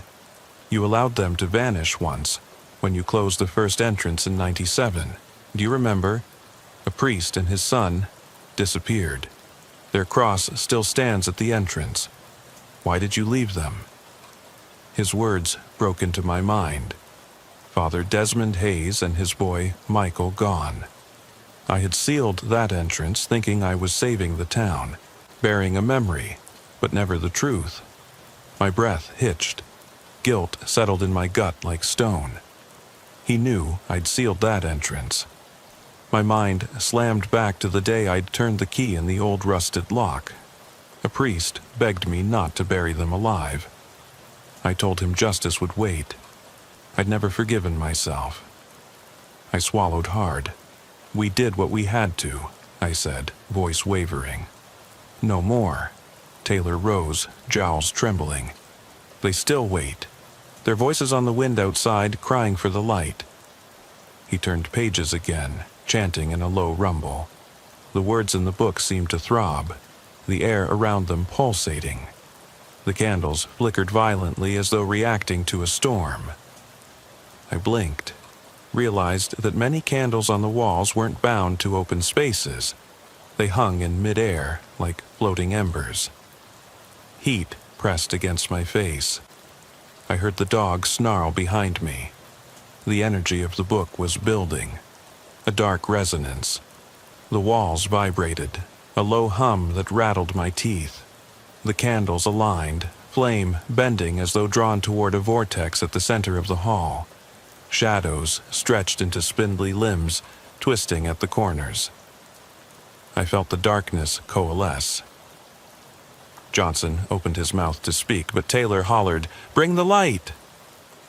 His voice slashed through the chamber, stirring the candle's flames into a single beam of fire above the pedestal.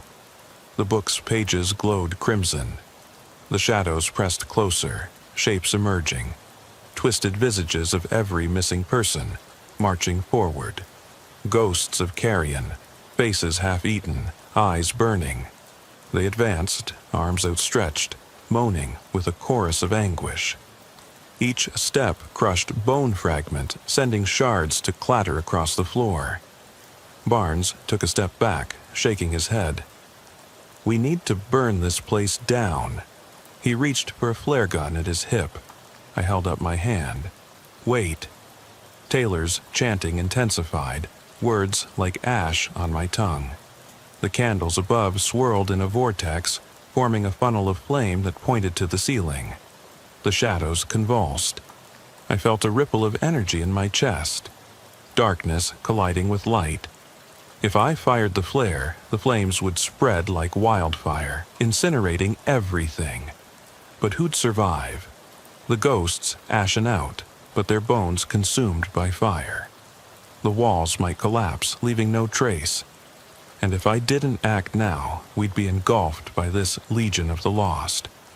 I closed my eyes, focusing on the rhythm of my breath, on the weight of the shotgun. I thought of Anna, held safe outside, of the living who still walked Mapleton streets, blissfully ignorant of the horror beneath. I imagined the darkness feeding on their souls, innocent until wrenched free.